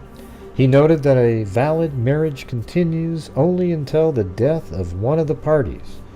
Hoffman pointed out that in Pennsylvania, a common law marriage is a marriage by express agreement of the parties without ceremony and usually without a witness, uttered with the purpose of establishing a relation of husband and wife. The judge said Brown had testified that on June 19, 1982, the couple formally exchanged vows. Cann denies any ceremony was held, of course. All right. Then we go to 1999. Now see, this is sort of interesting. I don't know if it's weird because it sounds like the other Cann had already died. One this one is. Maybe it's a different Cann. I don't think so, though. Charles McAllister Cann, 82, of a different town, so maybe that's a different one. So I'll just, but it's weird because this guy's a cabinet maker, which is strange because the other Cann is a shop worker. No, it's right there, look. He is survived by his wife, 35 years, Edith Cann, children Charles M. Cann Jr. Yeah, I guess it's not really that important, but I'll just skip over to 2000. Now look at this. So now we've got a fourth Plato. Check it out. Look how weird this is. Joseph and Charles IV, but they're twins. Identical twins. Joseph and Charles Cann IV, twin sons of Charles and Tara Cann.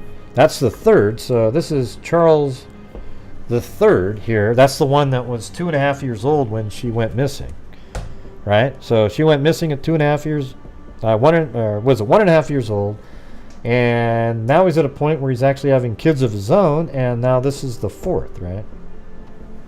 All right, so we see that, and they're identical twins. That's the birth announcement on December 2nd, 2000. And now we get to some crazy shit.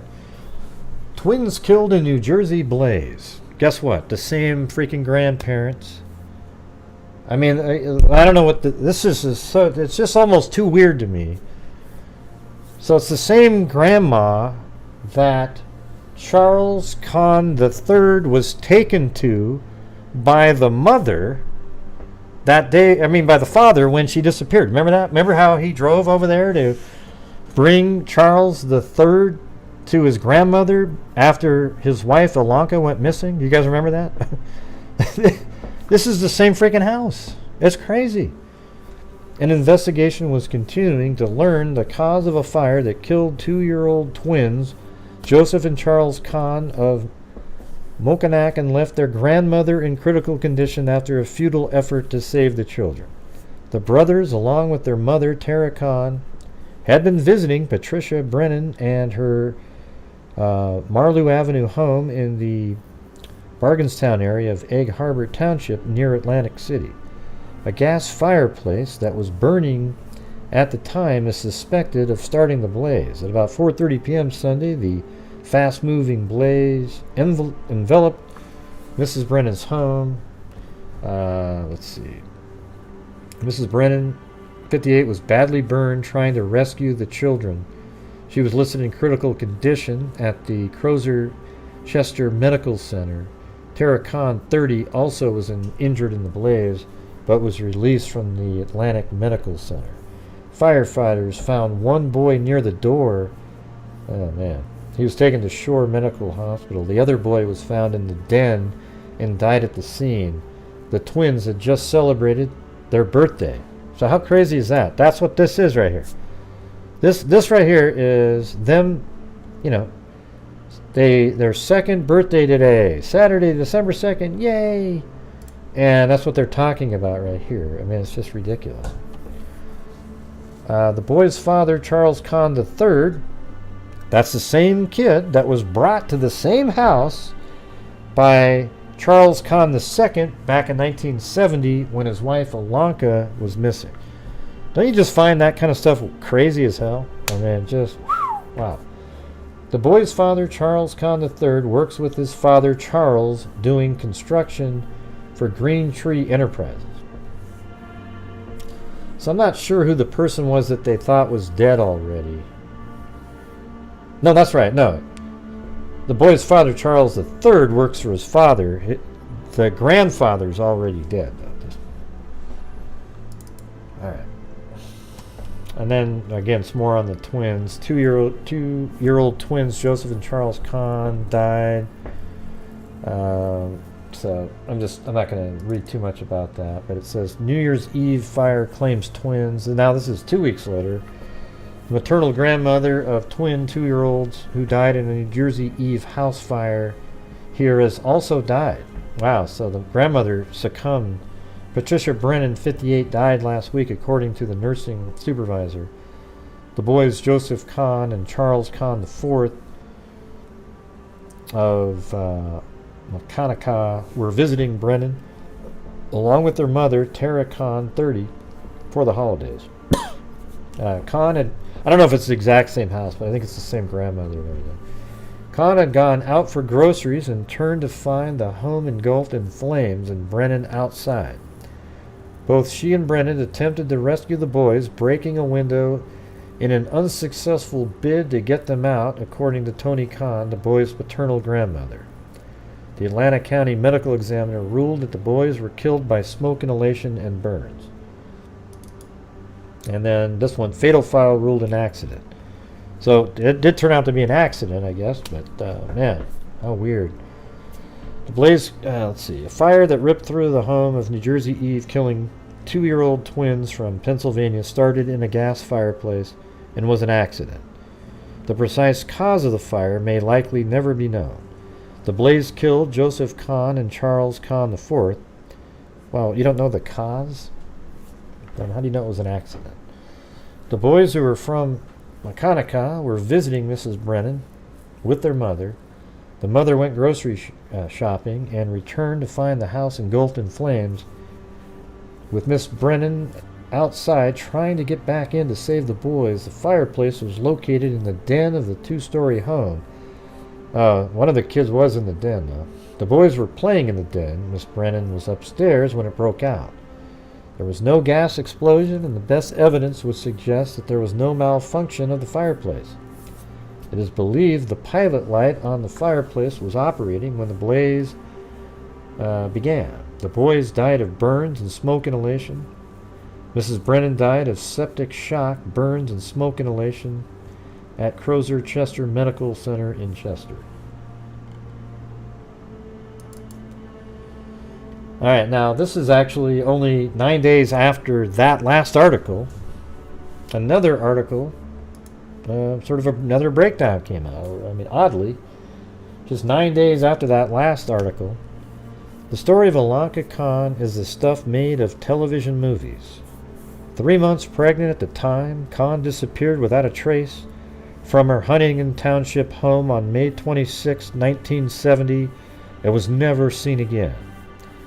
With no new evidence having developed, a question remains more than 30 years later: what happened to Ilonka Cann? A number of investigators have tried to answer that question without much success. From the start, a distinct lack of evidence From the start, gotta do like John Lorden, right? Start over again. Ding, ding, ding, ding. From the start, a distinct lack of evidence blocked authorities' efforts. It was as if, according to Trooper Christopher, Wergowski, or Jesus, what is that? Wergowitz? Look at that name. Wergzynowiczz. Wergzynowic. How about that? Trooper Christopher Wergzynowic Cann. Oh, so that's actually the trooper. According to Trooper Christopher... we'll just call him Christopher. Cann II had fallen off the face of the earth. There have been more interviews recently, but nothing that led to anything big, said the trooper, stationed at the state police barracks in Shikshini. The longer it gets, people who might have been involved may have passed on or moved out of the area. And of course, memories fade. Age can also bring conscience, though, he added. Man, I'm just going to say, Trooper W. said Cann was not officially reported missing until May 27, 1970, because her husband, Charles Jr., thought he needed to wait 24 hours before making the report. Charles Cann walked into the Shikshini barracks and said he had returned home from his job at the Berwick Junior High School to the sound of his 15-year-old son, Charles III, the father of the two twins that just died, crying in his crib. His wife, whom he had last seen at 7:30 on the morning of May 26, 1970, had vanished. Almost immediately, volunteers searched the Cann property. Trooper W. said authorities conducted an intense search of the Cann's house and their 50-acre property, with the nearest neighbor a substantial distance away. The likelihood someone may have seen something was slim. Investigators checked all outgoing forms of transportation, such as bus and airplane schedules. Leads were followed to New Jersey and even Kentucky, where Ilonka Cann's family resides today. All leads quickly went cold. Even one promising lead, where a neighbor reported seeing a vehicle along the lane where the Cann's house was located about dusk the night before Ilonka went missing, ended nowhere. Corporal Edward Kreidler heads up the criminal investigation unit at the Shikshini barracks. As he thumbed through the enormous Cann case file, he said it was always possibility Ilonka Cann just decided to leave her family behind. Nah, it's not really possible. I mean, when people say it's possible, sure, I mean, technically, but it's so unlikely that it didn't happen. But he acknowledged that with so many people looking for her, it was odd there was never any sign of her. There was never any evidence of foul play, Kreidler said. That's what's so puzzling. Rewards were posted by Ilonka's parents, Renate and Clinton Harless, every time an unidentified body was discovered. The state police set Ilonka Cann's records along to see if perhaps Ilonka had at long last been found. But, let's see. Trooper W. said an interview with Harless determined Ilonka had been in touch with her mother the day before she disappeared, although he did not want to divulge the complete contents of the conversation. Trooper W. said the call revealed Ilonka was homesick and thought her marriage might be failing. All those involved, whether it be police, family, or friends, soon found themselves staring at the proverbial brick wall. Every lead that was ever developed was followed up, and they were probably followed up more than once, Trooper W. commented. We need something new. We need something to point us in a new direction. Trooper W. said Ilonka's parents believe their daughter is dead, and that she was murdered. Both officers urged anyone with knowledge of Ilonka Cann's disappearance, whether they think it's important or not, to contact authorities. They might not think it's important, but the new information they give us might fit with some old information, Trooper W said. It might fit with something we already have. Although she has not been seen in more than 30 years, Ilonka Cann is still considered missing. Anyone with information is asked to contact the Pennsylvania State Police Barracks. Alright, and so that was 2001, and then in 2018, here's another one. So it's kind of neat how they did actually cover it. I've never even heard of this case, but state police think someone local may know something that could help solve a 1970 cold case regarding the disappearance of a Huntington Township woman. Investigators have launched a renewed effort to find out what happened to Ilonka Cann, 22. Cann vanished one day in May of 1970, leaving behind a 15-month-old son and her husband. She was believed to be pregnant at the time. We realize this disappearance was some time ago.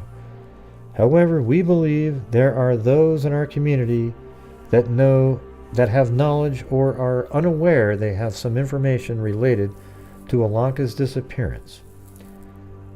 Cann's case was highlighted during a missing person event Thursday at Wilkes University, hosted by the state police and the Luzerne County District Attorney's Office. Thursday would have been Cann's 70th birthday. Thank you, Sooner History.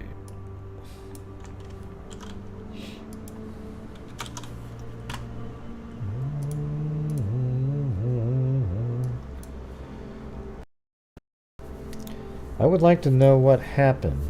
I would like to find her, said Cann's sister, Anita Harless, 62, who traveled from Killeen, Texas, to attend the event. It may be almost 50 years, but with the advances in technology, there's always that hope. Let's see, I would like to find her, said Cann's sister, Anita Harless, 62. So she was really young at the time. Anita Harless of Killeen, Texas, looks at a poster of her missing sister Thursday. So she was probably 8 years. She was only like 12 at the time. Or no, 14.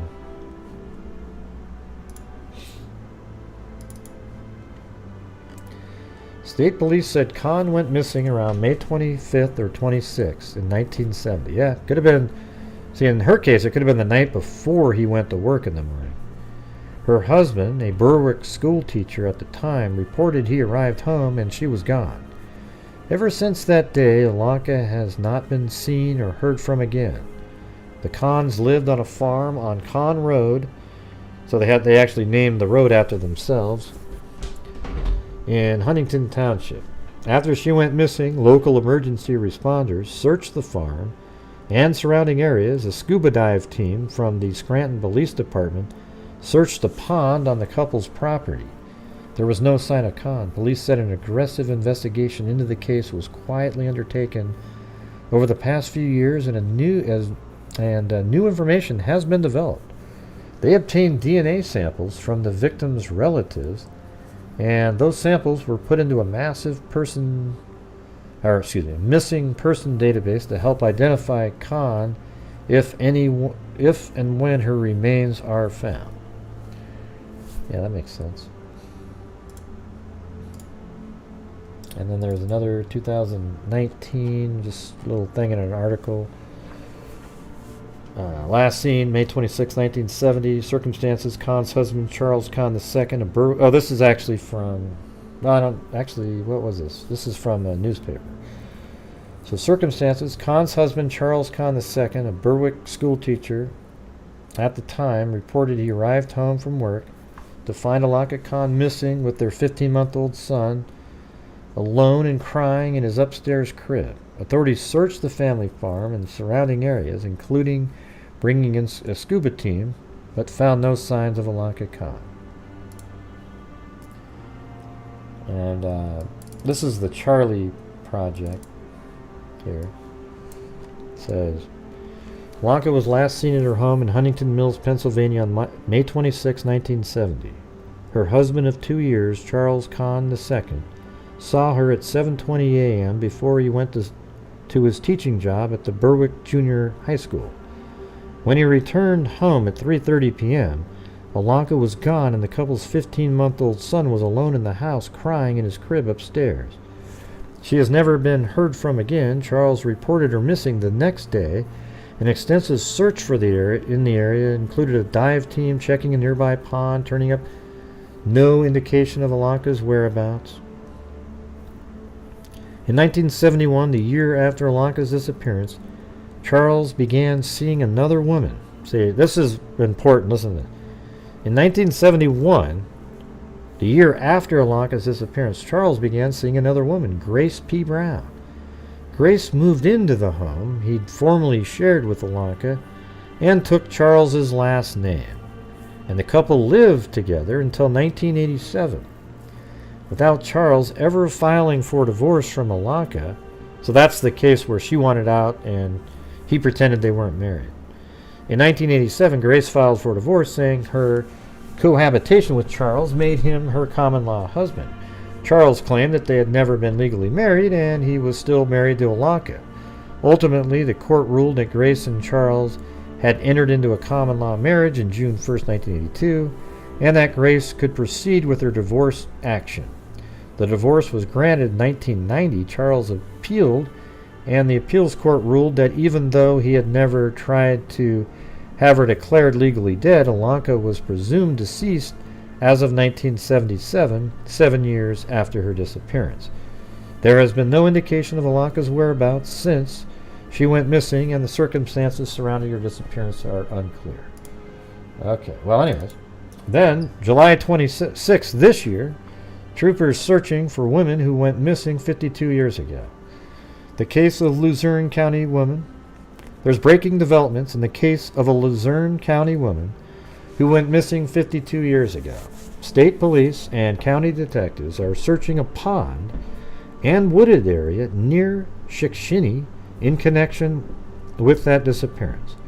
Investigators are not officially commenting on the focus of the investigation, but sources close to the case tell Eyewitness News the focus is the disappearance of 22-year-old Ilonka Cann in 1970. The search is taking place in the area of Cann Road, near the intersection of Waterton Road. The area has been sealed off by police. Eyewitness News saw a marked state police vehicle securing the area, as well as other unmarked police vehicles coming and going from the area. Sources close to the case told Eyewitness News it involves the disappearance of 22-year-old Ilonka Cann. She went missing on May 26, 1970, from her home in the area. Cann was pregnant at the time of her disappearance, and her husband reported her missing. There have been numerous searches for Cann in that area over the years, but they failed to find any sign of her. Eyewitness News reports Andy Milhalchik spoke with Cann's sister several years ago at an event at Wilkes University that was the focus of missing persons. I think that's her right there. Here, let's play that here in a State second. police and county detectives are searching a pond and wooded area near Shikshini in connection with that disappearance. And 2822 Eyewitness News I-Team reporter Andy Milhalchik is working the story. He joins us now live from State Police headquarters in Hanover Township. Andy?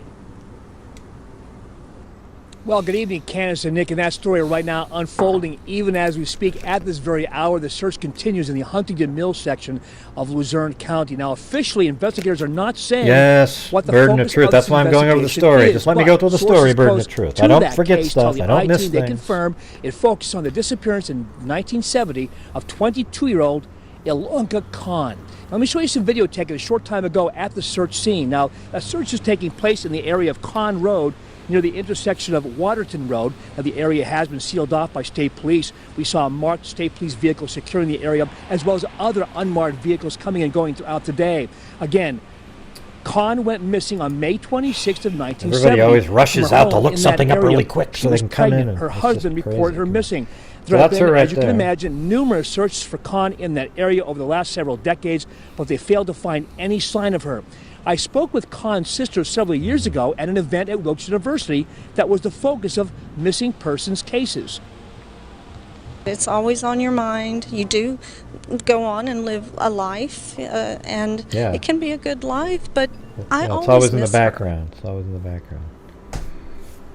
Now, Luzerne County District Attorney Sam Sangodochi released a statement today to the news media about the investigation, which reads, the state police and our office are conducting a search of a rural property in Huntington Mills, following up on a decades-old missing persons case. This search is the next step in a long investigation. All information related to this search is under seal, so we do not expect to have any further pretty comment in the near future. If today's activity results in any information which can or What do you should mean, be so made you, available to her the public, son was? What we'll does that notify mean, Blaze? everyone in the media so it can be Doesn't released. make any Otherwise, sense. we cannot comment further on this investigation. Now, very quickly, again, sources very close to the investigation tell me at least one pond is being drained to look for evidence, and also a wooded area around that pond being scoured even as we speak for evidence in this ongoing missing persons investigation. Nick and Candace. Yeah. We begin this evening in Luzerne County, where police have suddenly returned to a property they last searched 52 years ago. Newswatch 16's Chelsea probably the Drew pond shows right us the there. renewed investigation in Huntington Township.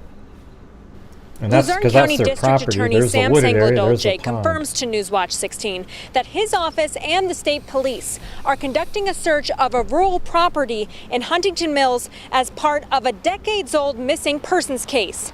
And state police have closed access to Cann Road And here her in Huntington boyfriend are accused of Township causing near a severe Shikshini. brain From injury to a Skycam's 4-month-old baby. 16, we can see a heavy investigative that. presence on a property. Let's just see if that makes sense. I think it's probably like that, right? Does that make sense with the other? Let's see. Well, the mountains in the background. There we go.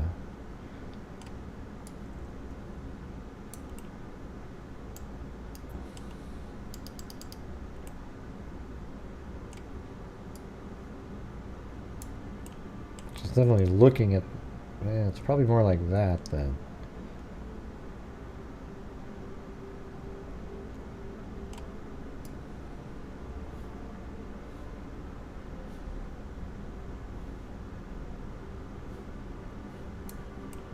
Like this.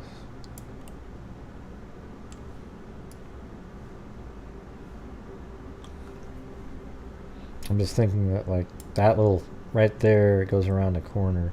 Further down Cann Road with several state police I think vehicles. that's the pond right what there. appears to be a camp, as well as crews working to drain a pond. A spokesperson from the Department of Environmental Protection tells Newswatch 16 it is assisting in this investigation. While the district attorney's office will not confirm if this is related to this week's search, this is the same property that was searched in. Yeah, let me try that one. That looks better.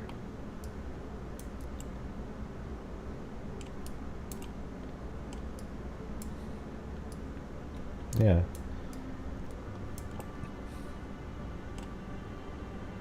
I think that right there is it right here. Yeah, yeah, yeah.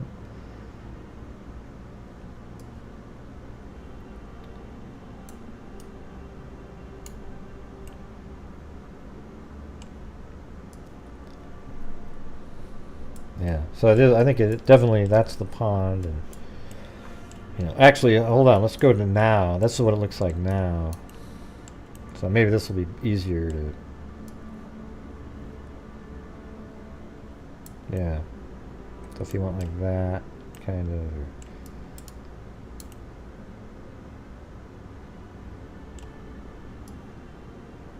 and then like that right there is probably right over here. And then that right here is right there. In 1970, after 22-year-old Ilonka Cann was reported missing on May 26, 1970. She was last seen by her husband at their home here on Cann Road. At that time, first responders, including a dive team from Scranton, searched the property and a pond for Cann. No sign of her was found. Newswatch 16 spoke with Cann's sister at a missing persons event held at Wilkes University in 2018, where she was hopeful new developments in technology might lead to answers in finding out what happened to her sister decades ago. Again, officials in Luzerne County will not confirm officially if that is the case that has brought them here this week, but it is the same location. So far, over the last 2 days, we have seen a lot of state police vehicles, members of the district attorney's office, as well as a criminal homicide investigator with the state police in Wilkes-Barre go up and down Cann Road here in Huntington Township. Chelsea Strube, Newswatch 16, Luzerne County. We begin tonight with... Oops. All right, police continue their search of a rural Luzerne County property on Wednesday in connection to a missing person case. Let's see what they say here. More than 50 years old. Eyewitness News first reported word of this new twist in the investigation yesterday into the 1970 disappearance of Ilonka Cann. In 2822, Eyewitness News I-Team reporter Andy Mahalchik joins us live from State Police Headquarters with the latest tonight. Andy? Well, good afternoon, Nick and Candace. Well, 22-year-old Ilonka Cann vanished without a trace from her home in Shikshini back in May of 1970. Right now, investigators are searching a property in the Huntington Mills Township area as part of that ongoing and renewed investigation. Today, eyewitnesses spoke with Cann's sister, who says despite the passage of more than a half a century, her family is still feeling the pain and the loss. I wish we could find her. I want to bring her home. Anita Harless says the mysterious disappearance of her 22-year-old sister, Ilonka Cann, still haunts her family. I think people think, you know, you do relearn how to laugh and interact with people, and you learn to carry on with your life. But when you lose someone, and affects your whole life forever. Literally, that loss. There was a lost feeling that never goes away. Yeah. It's always there. State police and detectives from the Luzerne County District Attorney's Office continue to search a wooded area and ponds at a property on Cann Road in Huntington Township. The pregnant mother vanished on May 26th of 1970. Sources close to the case say her husband returned home that day to find their 50-month-old baby alone and crying. The grandfather probably did something. Despite numerous searches by police over the last 6 decades, the father-in-law. No sign of Cann was ever found. Harless says this new search is giving the family hope. Yeah, when I heard about it, I was just hopeful, so hopeful that it means something, that there's going to be some kind of result that, that maybe my sister... I should get a hold of her. That will know what happened to her. I asked Harless if she thinks she knows what happened. Of course there's been speculation, but it's speculation. She says her sister was a loving person and deserves justice. She was kind. Probably that's the first and foremost. She was thoughtful. She tried to make everybody around her feel comfortable. She was the kind of person who, she loved little animals. She would take them, baby animals in that didn't have a home, and nurture them, and she expand that to people at times 10. And once again, we want to point out that officially investigators, including state police and the DA, have not officially confirmed that this is part of the Ilonka Cann disappearance. Well, only the father-in-law was into construction. The husband was a shop teacher. But it sounds like the father might have had something to do with it. Charles Cann Sr. The investigation is part of a decades-old missing persons case. Now, a search warrant has been filed in this case. They need legal right to go onto the property. That search warrant has been filed by the court. Once that legal paperwork is unsealed, we should get a better idea as to why police are taking another look we got at to keep this getting disappearance updates on case. this one. Nick and Candace?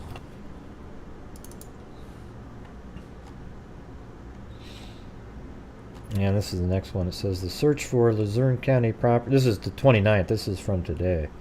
22-year-old Ilonka Cann vanished without a trace 1970 from her home near Shikshini this week. Police began searching a property in that area on Monday. That was their house. Investigators are not officially confirming that the search is connected to the disappearance of Ilonka Cann, only to say it's part of a decades-long... Well, it's so obvious. I mean, today Eyewitness News spoke with veteran prosecutor Greg Fellerman, who says cold cases like these can be a real challenge for investigators, so it's not unusual that they're keeping tight-lipped about what they're doing. Fellerman is watching very closely as the investigation into the disappearance of Ilonka Cann unfolds. Something had to come to the investigators. They stumbled over evidence. Someone came forward. Something prompted this investigation up there. State police have searched the wooded area as well as ponds on the property located on Cann Road. So there's actually 2 ponds that you see immediately when you... So you got this one and that one, and then this whole wooded area back here.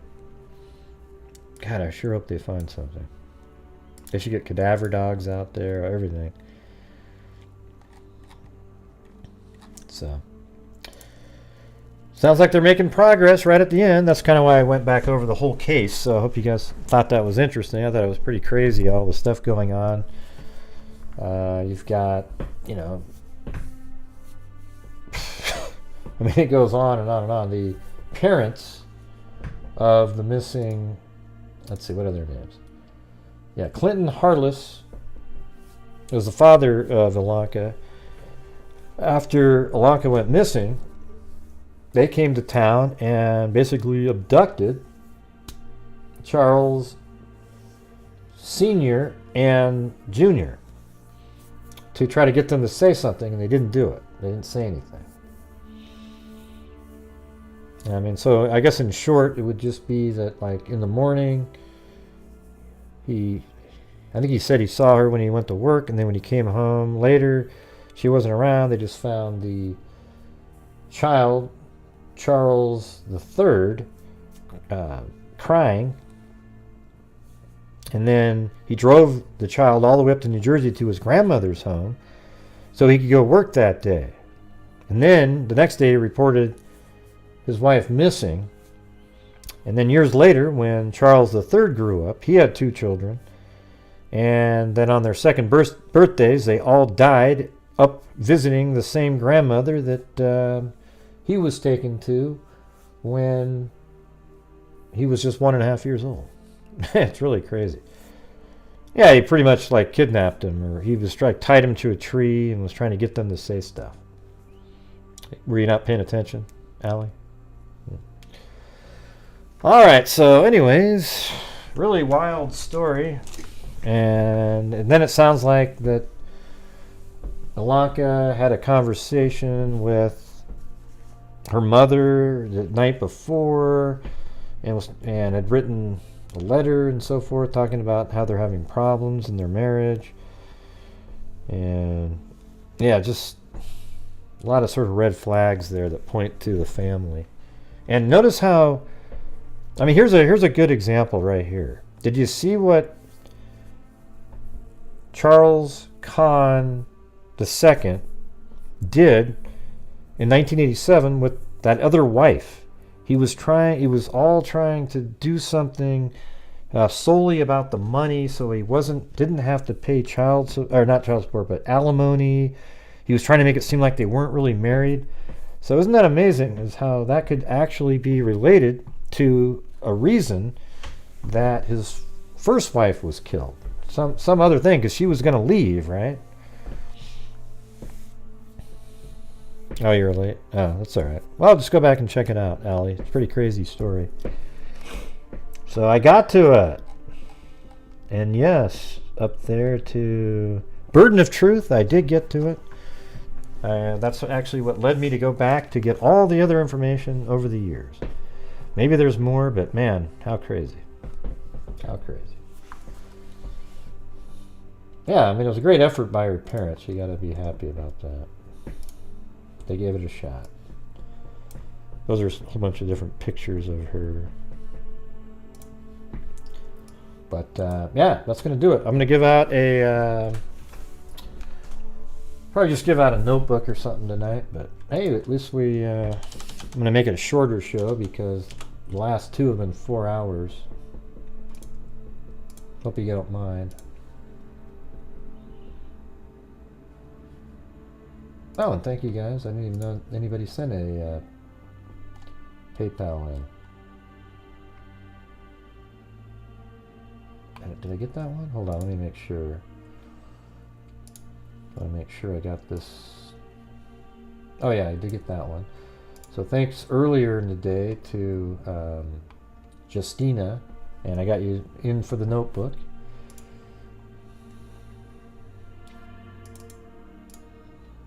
And then thank you to Donna Scott and the Velvet Army on there. Thank you.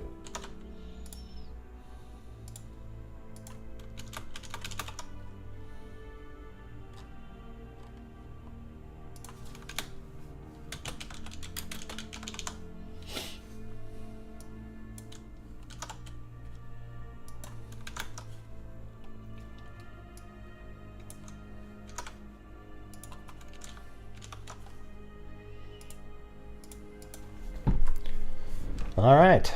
Anyways, that's what's I don't know. Those kind of cases are the ones that I just love the most.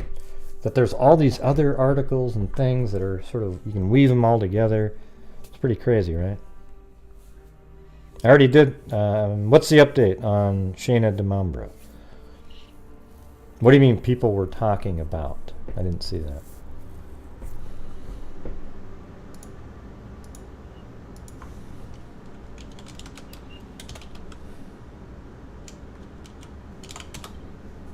God, see, that's what I always hate. Because then everyone goes, ooh, ooh, ooh, and they take off to go look that one up instead of actually giving a shit about the one we're talking about.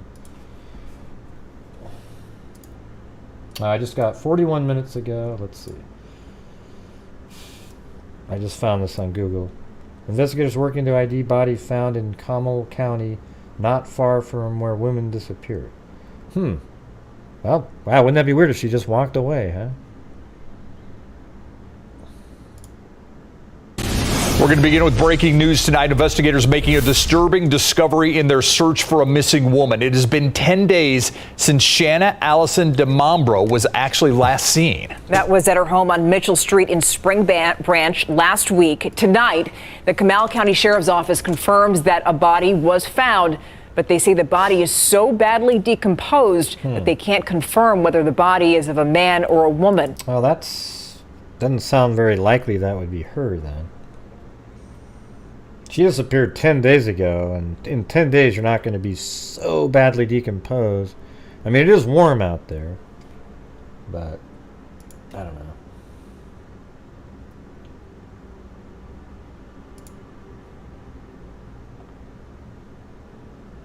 Okay, yeah, they won't say. Is that where everybody went? It was just like, I got all these messages from regarding that, so everyone must have taken. Yeah, I've got that same one. Thanks, Amber and Zozo.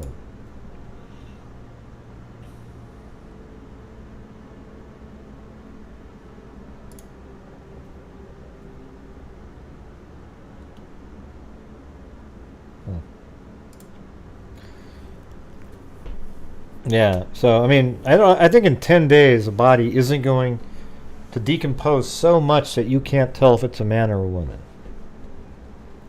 I mean, what do you think? I don't know. I mean, it's weird that there's another body found in the area.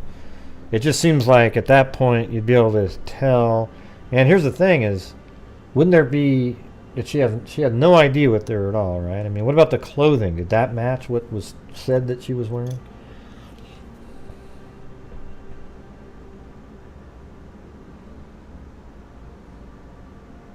Yeah. Investigators are working to identify a body found in Branch Spring, not far from where the woman hit 10 days ago. Authorities said the body is badly decomposed and they aren't able to identify it as of yet. At the time of DeMambro's disappearance, she was last seen wearing a white V-neck t-shirt, pink shorts, and black flip-flops. No arrests have been made. All right, well, I guess we're getting down to the nitty-gritty on that one. Yeah, maybe. I mean, we don't know. It could have been 4 extra days or whatever, but it's just, you know. Yeah, I got your thing. Anyways, that's all I'm gonna. I don't want to just keep going over it. We don't have any more information, so.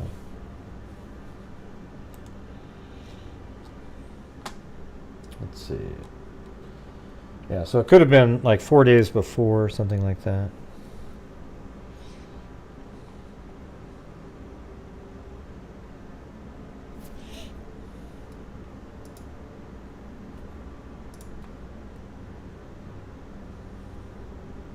I mean, there's really nothing to discuss, right? Can you think of anything to discuss about it? Yeah, they found a body that they haven't said if it's hers or not, so.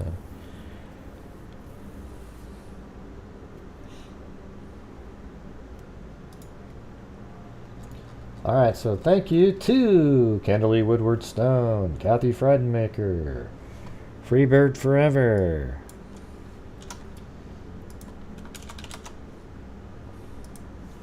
Freebird Forever, and thank you right there, Sleuth and Sandals, Sleuth and Snail, Lane Dune, Kathy Friedenmaker, Mrs. Ryan with a cat eye, and Mrs. Ryan again. Thank God for those two. Freebird Forever, Georgina Stoliker, Truck Stop Murder, Eugenie, WNC Granny, Pebs W, Scott Holland, The Velvet Army, Scott Holland again, Cindy Leon, Eugenie, Amber Maiden, Pud Money 827, Georgina Stoliker, Quietly Frozen, The Velvet Army, Sooner History, and Sleuthin' Sandals. Thank you guys. And also thanks for the update on the other case there. Just, you know, not really an update because we don't know what it is. There's a possibility that they found a body. But yeah, she could have went missing like 4 days before. I mean, hell, I guess we don't really even know, right? It could have been a month before, because that's when the mom spoke with her, right? So could have been a long time ago.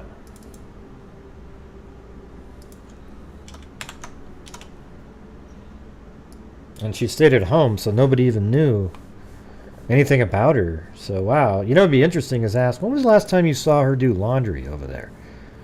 You know, just go walk around as a reporter and ask, when was the last time you saw her walking around or doing laundry, and see when somebody remembers. Know what, Tina? Yeah, nothing he says. That whole, like we said, the whole story is just, the only reason you're listening to it is to see if you can debunk and sort of, you know, catch him in lies or something like that.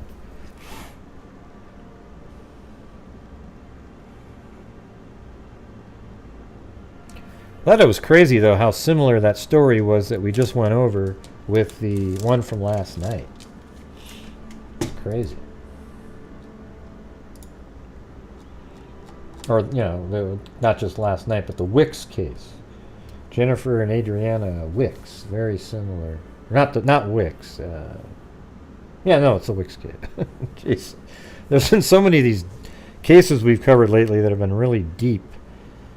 You know, it's like sometimes they get kind of jumbled together, like the case with Jade, remember, the brother that died in a car accident the same night she was killed.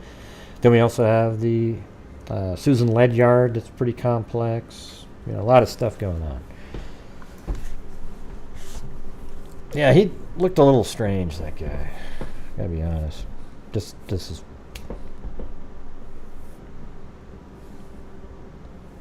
Yeah.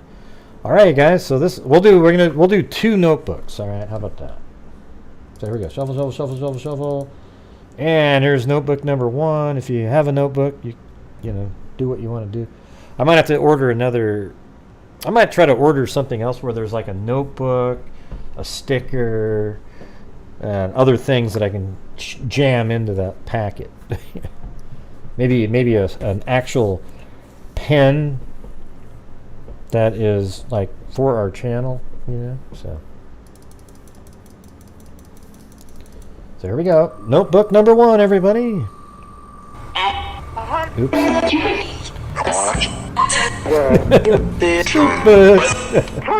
Oh, look at that, Miss Ryan. Mrs. Ryan, you won a notebook.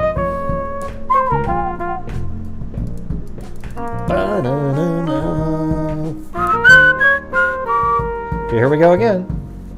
And thanks everybody for supporting the channel. And we got one more day, and then the final day of the month coming up on Sunday. Everybody's favorite night for true crime.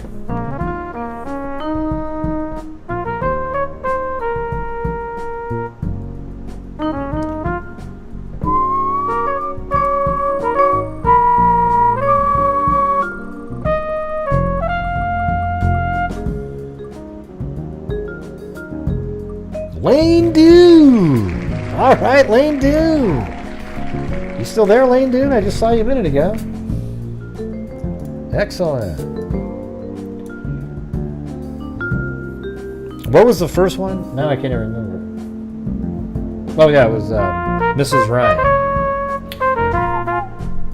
Mrs. Ryan and Lane Dune.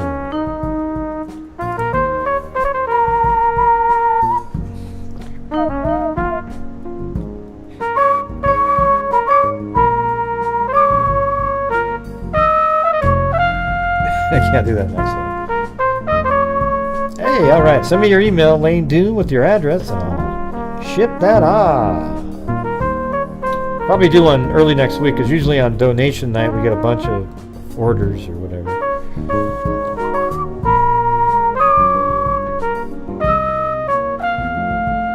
Yeah. All right, you guys. Well, thank you for being here tonight. Thanks for keeping me updated there, but I was always like, oh man, I was wondering if people just took off when there was an update during the show. But maybe not, but regardless, I thought the case that we covered was interesting, really crazy stuff going on there with the grandmother, the fire. It killed 2 of the kids, and just the I don't know how to explain it. Just sort of this weird weaving of information. But I think in that case, it's really obvious that someone she didn't just run away. She would have taken her 15-month-old kid, right? I mean, it's her kid. She's not going to leave it with the father that she was thinking of leaving. She would have taken that with her, and because the person that, if she was going to take off with somebody, would have been willing to take that child because she was already 3 months pregnant. I think it was that she was now 3 months pregnant. She already had a 15-month-old, and he realized, oh my God, she's going to leave. And maybe the grandfather was like, I got to take in, or the Charles the Cann I, not just the father-in-law. He was probably like, oh man, I got to take care of this for my son. And then he took care of it, and then the son was aware, but he never said anything to anybody. Right, so there you go, everybody. Thank you all for being here tonight. We'll see you guys tomorrow on the 30th, and I'm gonna try to play golf tomorrow again. We'll see how that goes. Hopefully, I don't get 6 double bogeys, and still, if I didn't get 6 double bogeys the last time, I would have shot a really good score. It would have been easily in the 70s. I mean, that was just so ridiculous. Cann! Remember that with Captain Kirk screaming in the Wrath of Cann with Ricardo Montalban. Yeah. Yep. All right, guys. We'll see you guys tomorrow. And thank you guys very much again. And I appreciate you guys all still hanging out here, even with the wacky YouTubers that make crazy videos about me. All right. So thank you very much. And until next time, everybody, be safe out there. And a 2 and a 3. And don't forget to check out Discord and GHI The Missing Network and Grant Hughes Investigates on Facebook. Yeah, I've been doing this true crime thing for quite a while now. And during this whole time, I have not seen one person. Love and peace. Peace of humanity, these I'm a certified that make us human. Gonna get Gosh, Greg, would you shut up? I'm trying to listen to the rap. Sorry, Mary Lou. Crime sector is my nectar. Professor Greg is gonna give another lecture. Crime sector, reconnector, and I'm always gonna be a pup protector, fool deflector, interceptor. On his pector. You can't do it, Mary Lou. Just remember, Gee, great, thanks. I have no agenda. I'm no pretender. And I'll serve it to you straight without the blender. And in the end, I'm gonna send you everybody. on a mission to reveal the true offender. Yeah, so I'll just get right back to work. All right, everybody. Talk to you. All right, everybody. See you guys tomorrow. Oh, hey, Greg, I want to say something. Good night, everybody. Yay! Oh, boy. Wow. All right. See you guys tomorrow. Be safe out there.